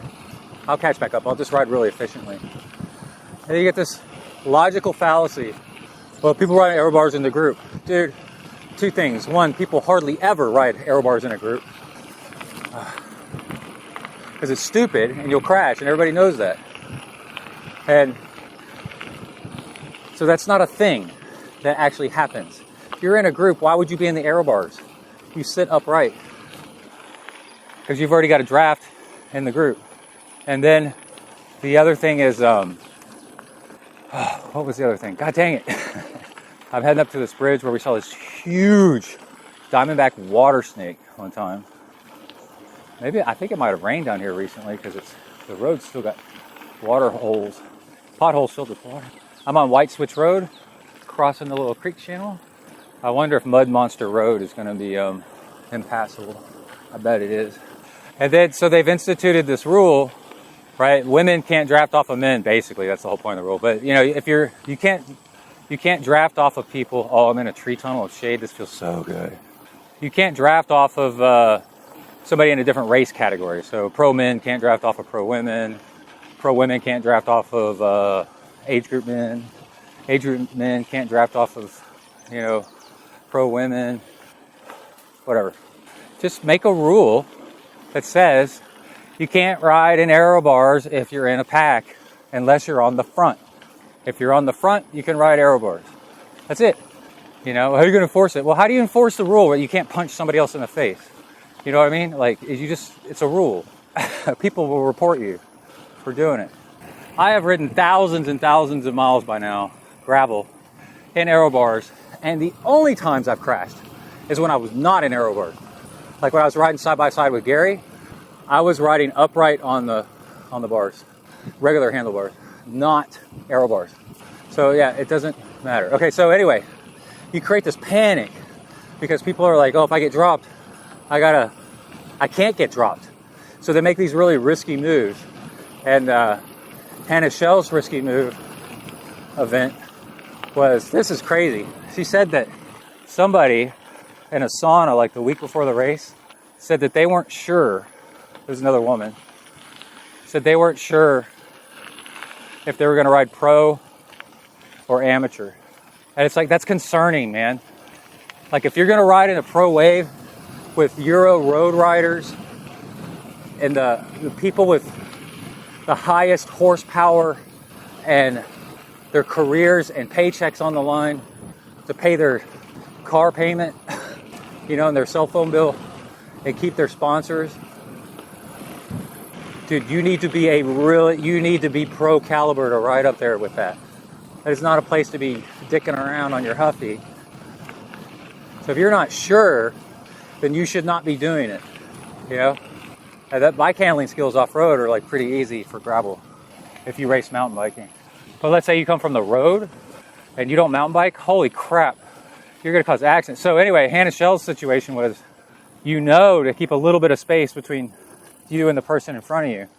Well, this other woman rode off to the side of the grass and then cut into that space, got in front of Hannah, cut into that space. This is all secondhand, but Hannah's pretty chill, very professional.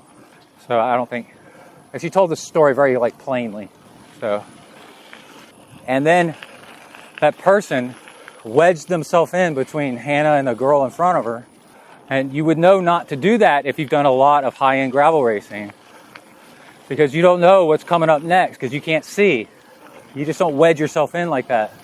And then immediately they hit like a creek crossing or some kind of mud or something rough. And people slammed on their brakes and there's not enough time to stop. And so everybody crashed into the person in front of them because it was too jammed because of this panic. The person panicked and got themselves wedged in there, or else they were going to get dropped. And then, so that's like an inexperienced racer thing. But then there's still panic happening with the high-end pros like Hannah. Something's dead, it stinks, and there's vultures over there. Okay, we're crossing off of White Switch Road over Highway 159, and we're approaching Mud Monster Road. It might be called Camp Road. And we're gonna see how far we get because this turns into peanut butter mud, and it does not look hopeful, but we'll see. I'm going slow. Okay, dry. I don't like that. When it starts throwing up rocks with the mud, that's a bad sign. Okay, I think we're done. We're not doing this. Yeah, that's peanut butter mud. Be a good video shot though. I'm not gonna ride this. When your bike is leaving a mud track like that, that's not good.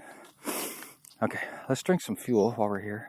And I'm riding kind of slower today, and I want this to be a 4-hour ride, not a 4.5-hour ride, so stop right here. Good example of good tire clearance. I could make it through this. I just don't feel like it. What happens is it throws rocks up into my shoe. All right. So yeah, with Hannah, because this is the biggest, most important race of the year, she's been training for it all year round, or leading up to this, whatever, for months. Then panic sets in with her, and she's an experienced top-end racer. And with the panic, started riding, I think she said with her handlebars twisted a little bit, because she's got to catch the group, And then immediately hit a big rock because of, being in a panic situation and not having her head on straight. And then it gashed the tire so bad that she was out of the race, even though she tried everything to fix it. And then because it's the biggest, most important race in the world, and now you've had to drop out because of, things that were your fault, and you were like, she said she was at the top of her fitness, then the emotional devastation from that, it sucks too. Right? So there's too much pressure on this race. So another solution that they talked about was aid stations. This would help because there's ways to reduce panic, You could vet the racers, make sure they have a whole lot more experience before you get them into this race, before they can't ride elite in this race unless they've ridden so much gravel or they're a mountain bike experiencer. And then calming the race down. A lot of races, they'll have a big hill at the beginning to kind of stretch everybody out. That's called a selector. And they do that in off-roading with 4x4 trucks and Jeeps and stuff. Is if a course is rated a 9 out of 10 in difficulty, they'll put a 9 out of 10 obstacle at the beginning on purpose.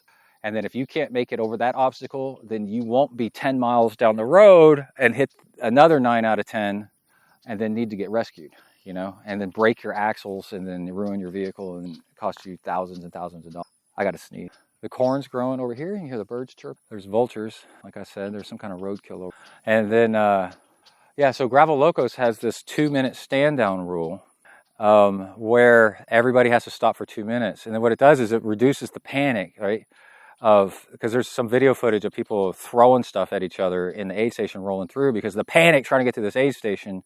And somebody was saying that, 10 years ago, it was like, no, just 5 years ago, 3 years ago, a 30-second stop was fast.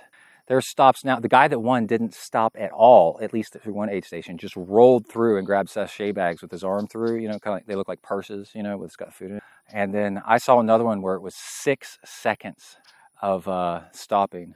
Well, you've created this panic situation where, let's say you didn't have that panic situation. Everybody had to stop for 2 minutes. And like I said, I've done this twice at Gravel Locos.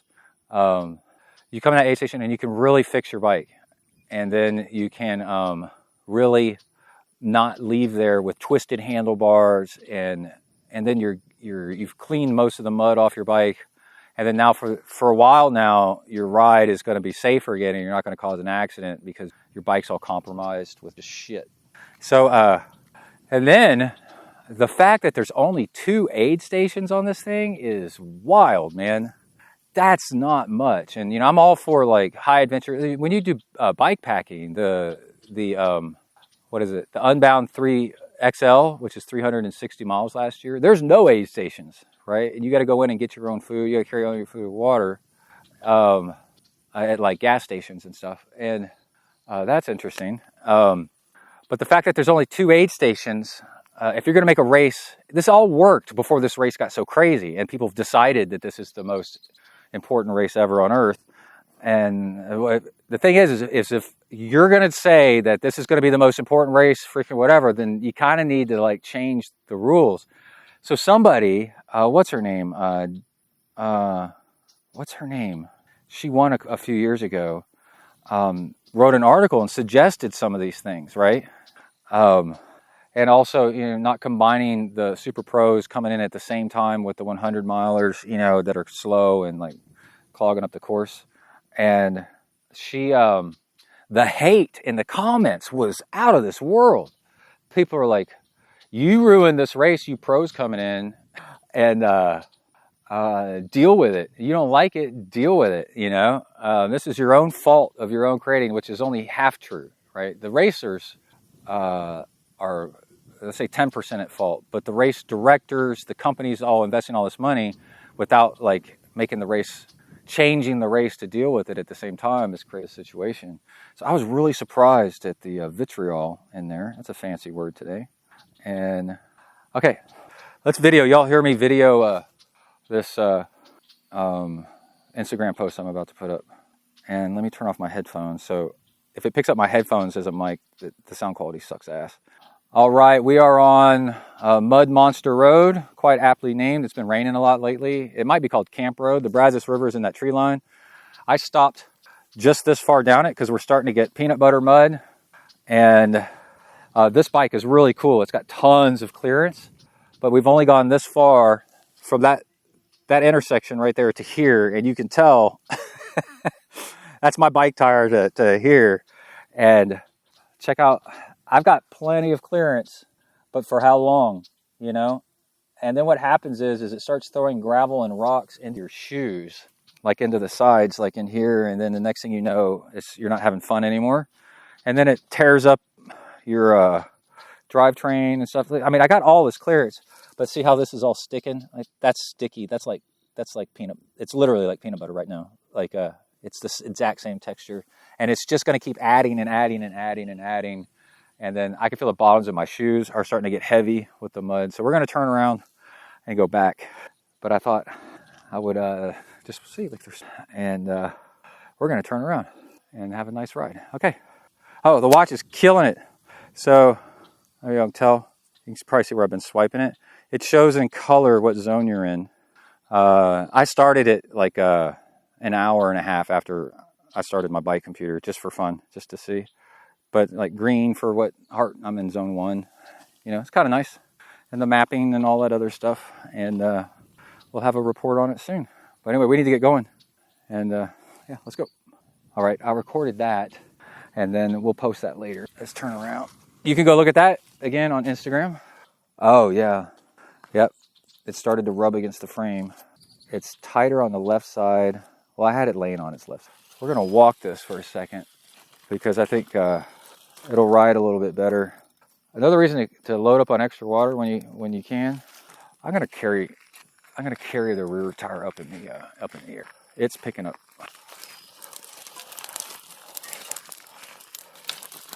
It's picking up mud. The rear tire doesn't have as much clearance as the front, and that's where I can feel it like just dragging. Seriously, this is like 100, 200 feet. Imagine being Unbound in 2023 and doing miles of this. Okay, we're gonna go in the water a little bit, get some of this. Yeah, the rear wheel is now stuck. Getting in some water. Front wheel is now stuck. Rear wheel's stuck again. Yep. Wow.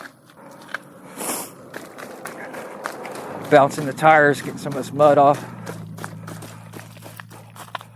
It'll be okay. My other gravel bike has a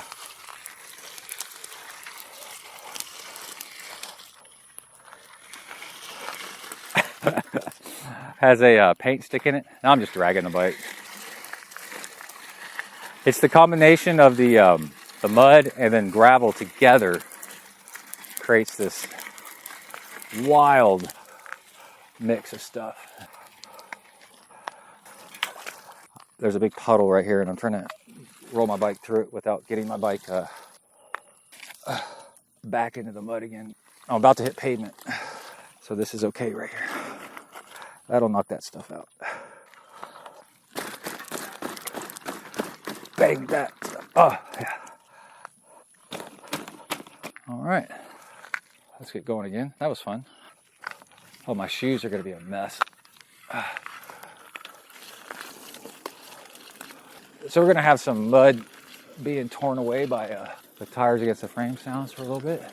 When it's peanut butter mud, it almost doesn't matter if you got wide tire clearance. You're just screwed. You'll get a little, like that 4x4 thing, you'll get a little bit further down the road before you get just jammed. Oh, I should have rinsed off my shoes. Next water puddle, I'm going to rinse off my shoes. All right. But wide tire clearance sure does help. I got it off faster. That was pretty quick, actually. It was jammed. Oh, it's Father's Day. And it was kind of fitting. I told Kai, my father passed away a couple of years ago. And I told Kai that his granddad, which Kai knew pretty well, he had Parkinson's, and then complications from Parkinson's made him pass away. That his granddad would be super proud that he got a job at REI because he was a big outdoorsman. My dad built his own snowshoes for no reason. Built his own boat, like a canoe with a sail, with a mast. He built a canoe with a mast from a kit. And our last camp out together, he brought a jungle hammock, like a Vietnam jungle hammock where it's got mosquito netting, and then cooked in the middle of the trail on the Lone Star Trail. And Kai was little. It was very fun. The last things that come to mind was, I was talking earlier about riding Zwift for the first time in a while. And apparently, Gary was telling me there's a setting in there where you can pick what kind of drivetrain you're running, like a 1x or a 2x, and then some other stuff. I did not know that. I've been riding apparently what's like one of the best drivetrains. It has like very tiny jumps between gears. It's got 24 gears. And so I was talking earlier, like, you know, there's a problem with training single speed like all the time. Is with the Pogacar, the UAE training thing is they do rides where they just always put down power. Well, you can't do that with single speed. But what's actually optimal for training is to do a lot of everything. Because not even in a race, but in a bike ride, a longer ride with your friends where you want to have a nice time and be able to keep up, there's going to be everything, you know? So riding a single speed all the time, you're going to detrain. I'm not even clipped in because it's mud. I thought I was clipped in. My foot just fell off the pedal. You're going to detrain being able to put down constant power because you're going to be coasting. With single speed, what you do is you train real high cadence and real low cadence, and bike handling skills and momentum. Which I have this theory that Matthew Vanderpool is so good at a cyclocross. I'm like, I think I swear he trains on a single speed in his spare time. Here's some water on concrete. I'm going to use it to some mud. I'm in the full sun. This is not optimal. It's going to start getting hot. That's why I don't know if this water's even deep enough. I'm going to... Okay, yeah, it is. Mud off. What I don't really care about, it's all the extra weight.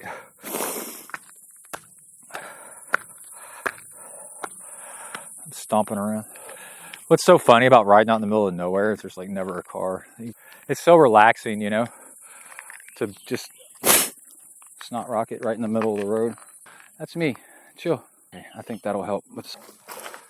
Like I was saying, I've got a paint stick, but it's in my frame bag that's on my other gravel bike. I haven't gotten around to taking that frame bag off and putting it on this one. I would, I think, if I was doing a long event. Oh, which reminds me, Kai knows of a really cool long route that I got mud all over my fingers. It's like I wiped my butt with two fingers on one. And we might try to turn it into like a FKT. That would be kind of cool. I told Kai, all you got to do, you don't have to be good. You just have to be the first. Right? Dude, for Unbound, somebody was saying that they got 35th place or something like that. And that would have won them the race up until just 3 years ago. The speed that they went. That's how much better the bikes are getting. Half of it's the bikes, half of it is the pack going faster because they got Euro road racers in it now. I think there's an event called the Tracka that's a legit hard gravel, big gravel race, kind of like Unbound, I guess, in a way. Probably more technical. Because Europeans come over and they don't know how to ride American gravel. They get flats and you know, they ride it like roadies. Gravel, gravel, gravel. They get flats and then they're out. They're not running a big enough tire clearance. Red-shouldered blackbird right there. Don't dive bomb me. And then take some fuel here. Yummy. Hey, I'm moving a fuel bottle around. Holding one in my mouth. That tastes nice. But maltodextrin in bulk. And it's a much more smooth dose of flavor than table sugar. Climb approaching. So I think that there's the really good pros in Europe are now, European gravel racing is actually catching up with American. It was born here in America, in the Midwest, very refined here. What it takes to finish a race, like equipment-wise and strategies and stuff, is very much like a polished science, sort of. You can still polish a turd, as they found out on Mythbusters. It's still a turd, but it's polished. So I think with Tracka and some other races, the Europeans are like, oh, coming over here with 38 millimeter tires, you know, ain't gonna cut it. And blowing up out of the race. This isn't a bike path, you know what I mean? Because Europe's been around for so long and so developed, they don't have this endless, like Australian outback, like America has, of just raw gravel. The Europeans are way better at riding in tight. And dude, watching gravel point of view racing camera footage, like from Justin McQuarrie and Drew, and watching a European racer, road racer, work his way up through a pack to get to the front is wild. They give 0 Fs, but they're good at it. They're not dangerous.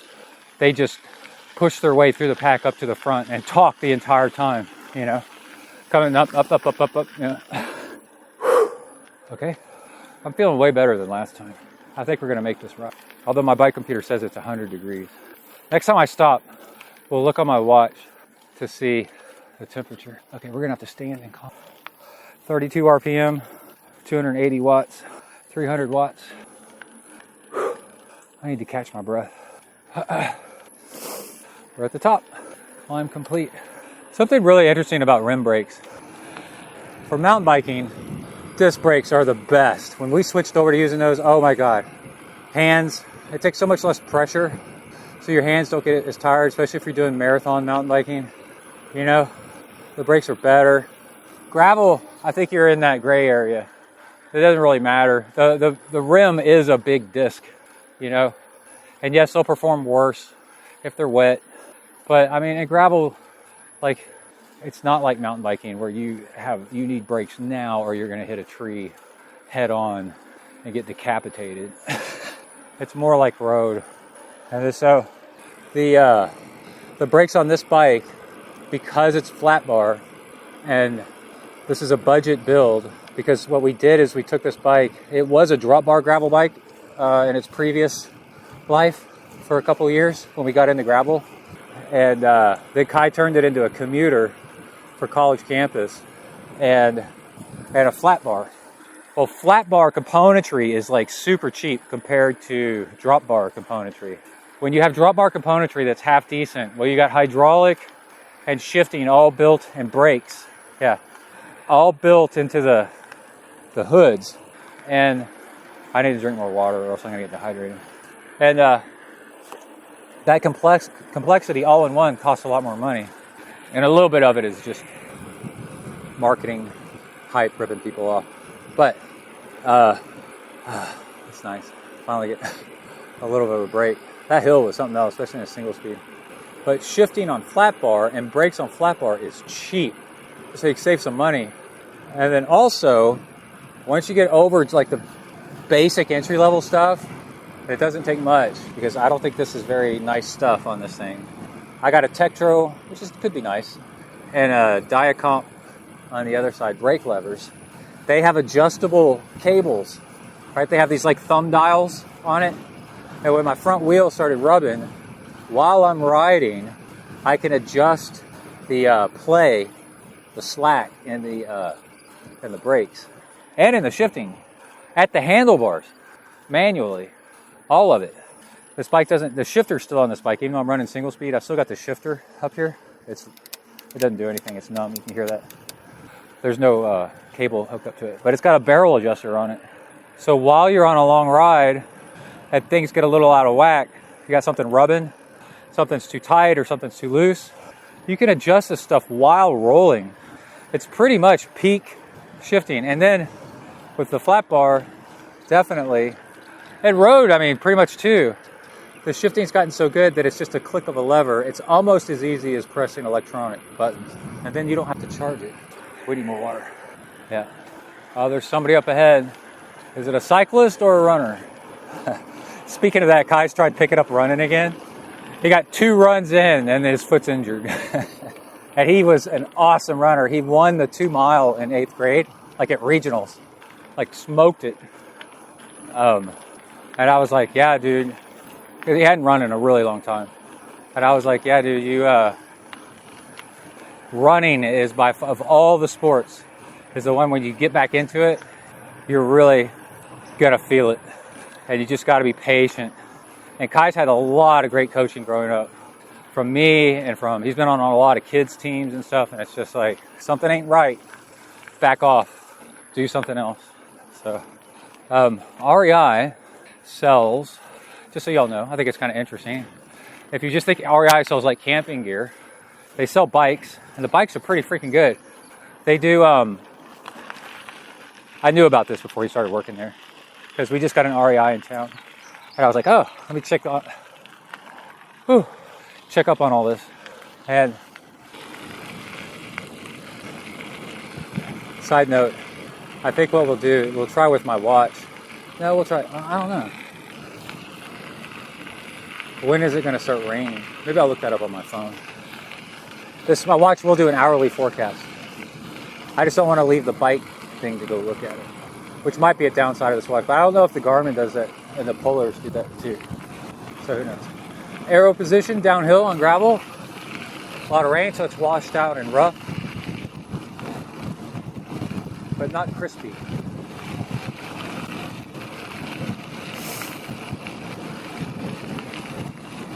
It is pretty great that where I live, there's only one road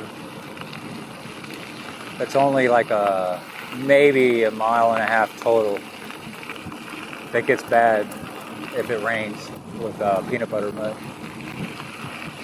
But REI sells Cannondale, so you can get yourself a Lachlan Morton special, a top stone.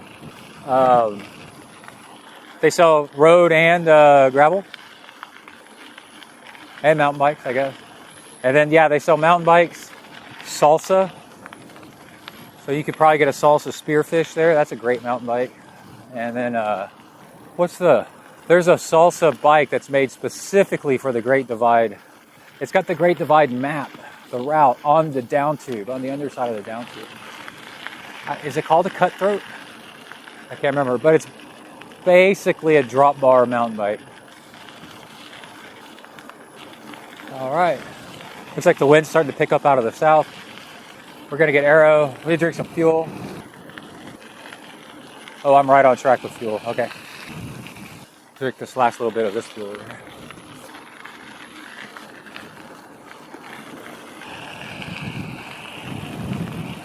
The problem with putting out a podcast is sitting down and editing the audio, you know. I'm just one guy. I don't have a team. And I like the creative nature of it, you know. But when the audio isn't that great, it's kind of like, oh, we're picking up, oh man, we got some wind. Woo! This came out of nowhere. I bet it's going to start raining soon. I'm now down in arrow position, even though I'm doing like 10 miles an hour. I'm feeling a temperature drop. The little front's coming through.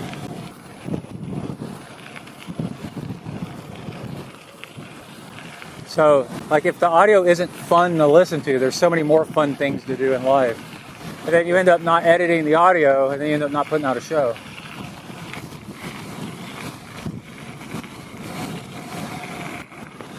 And that's what made me so excited about the last audio I recorded. Was like, holy crap, this is so much better. It's actually fun to listen to.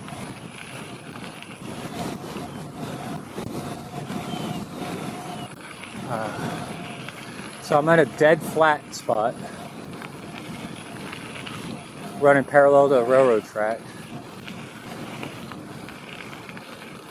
It's something I talk about every once in a while is people try too hard when they're in the arrow bars.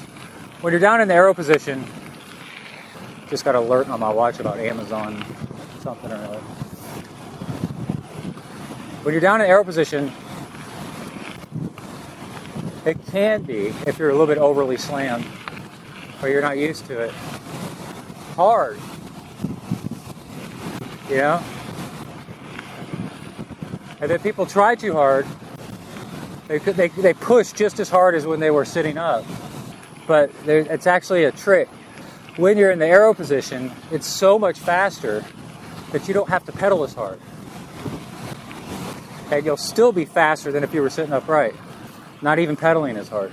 So let's say you're doing like 230 watts sitting upright, and you start going into a big headwind, and now you're doing like 15 miles an hour, 14, even 13, because the wind's really strong. You drop down in the arrow position, you don't need to put out 230 watts like you were. You could do 200 watts. And you'll go 14, 15 miles an hour instead of 12, 13. Even at lower power.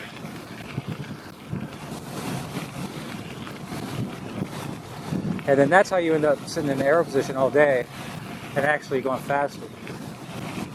This is a really strong headwind.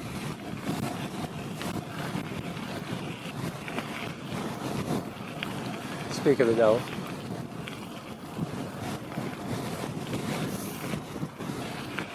Oh, back to Zwift. I was like riding indoors with my 24 gears, and I haven't ridden geared in a while, like several months probably, except for that one mountain bike time trial. And it was so nice to just put down power constantly and evenly. That bike has electronic shifting on it.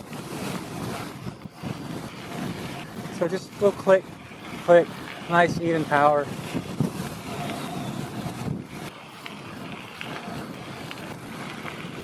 Because what this interview I saw with some guys from UAE was one of their primary workouts. They have, like, let's say 4 or 5 types of workouts. One of them is to go out for a long ride and just never let up off the power. And you're going easy-ish, zone 2, but just never take pressure off the pedal.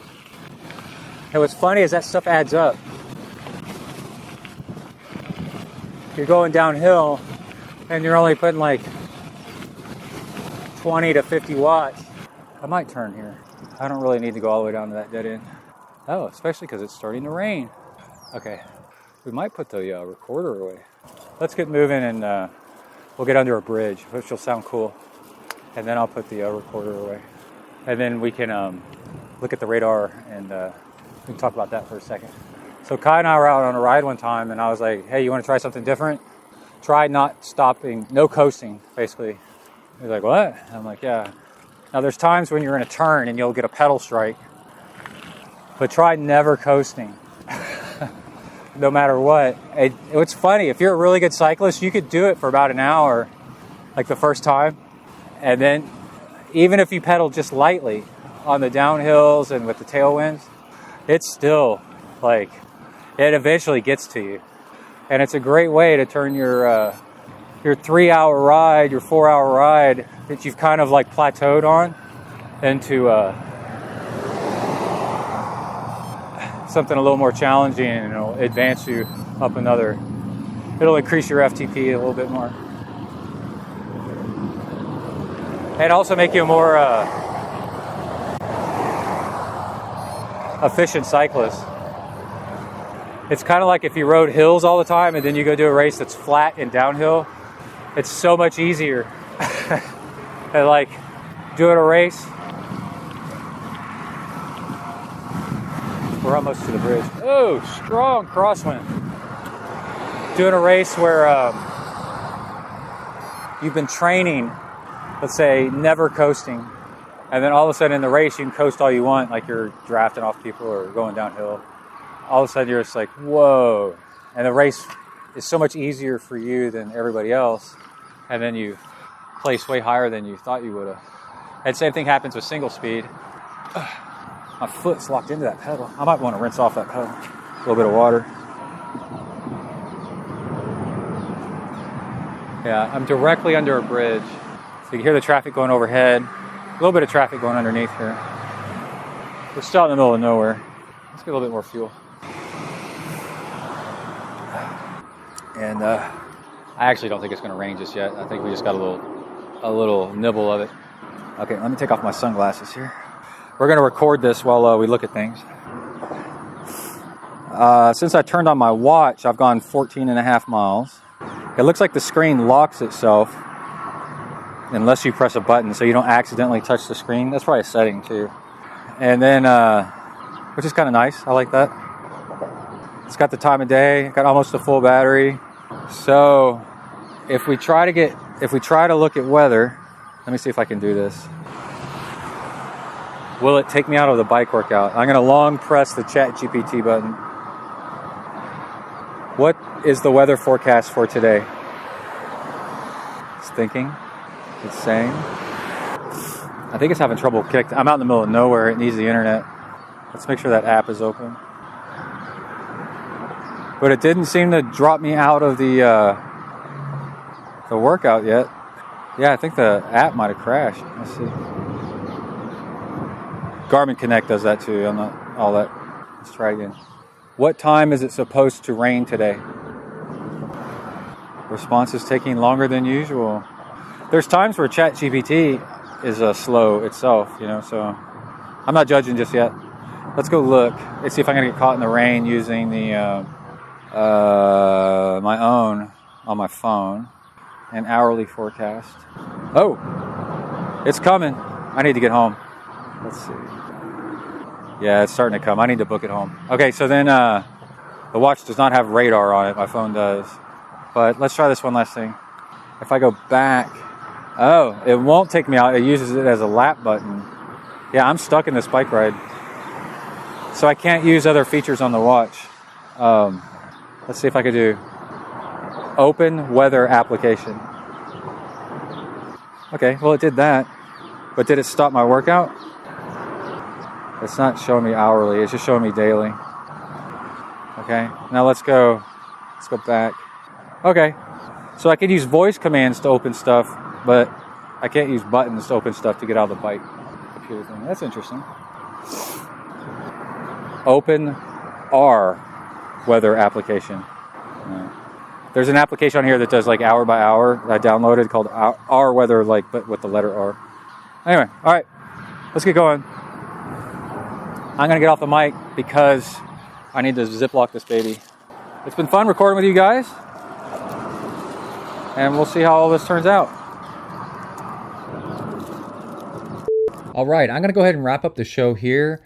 I got off the bike and started recording, and also before the bike ride, I started recording stuff onto the watch, the audios of voice notes, and brought them into the show, but I figured I would save that for another episode. For example, me, tomorrow morning I'm gonna go swim, hopefully, unless it's lightning still. It's storming again this evening, Sunday evening. But Monday morning, go swim, and then record audio between sets and put that into a show to see like how useful this kind of stuff is on the T-Rex 3. And by the time the next episode comes out, we should be getting really close to the Great Divide tour that starts in Canada and ends in the border of Mexico and New Mexico. That should be wrapping up, so we'll have some commentary on that and news. And also, Kai's home for the summer, and we're going to start looking at planning an epic bike ride and creating a route that is like next level. It's going to be so cool. So we'll start talking about that and about the gear and everything it would take to do something like that. And also, he's just started his job at REI, which if you're not from the United States, I don't know if they have stores outside the United States. It's a incredible outdoor gear retailer with all the equipment to do everything outdoors. And so we're probably going to start eyeballing equipment that it would take to do that kind of thing. And, you know, what do we have left over from all of our years in Scouts, bike packing and bike racing already? And what would it take to move forward on that? That'd be pretty cool. And yeah, last thing is, just like last episode, I'm going to try to put this up on YouTube so you can go and comment on it and enjoy a conversation with other people about what you liked about the show, things that you really picked up in the audio, or things you want to talk about more. Let me know. The channel on YouTube is Zen Endurance with Coach Brett, or with Brett Blankner, or Zen in the Art of Endurance. However you want to type it in, it'll pop up. And go there and check out or you're listening to it right now. But make sure to leave some comments, not to boost the video or so, but to actually get some engagement with some of the other fans that are out there listening, and strike up a conversation. It's pretty fun. So I hope you enjoyed the show. We're going to do a lot more like this. I'm so happy about how the audio quality came out that I'm so motivated to make more shows like this. This was fantastic. Glad we finally got the audio settings figured out correctly. And you and I can hang out more together on long rides and runs and between swim sets and all that good stuff. All right? Everybody stay safe out there. Work the uphills, cruise the downhills, and keep the rubber side down. Out.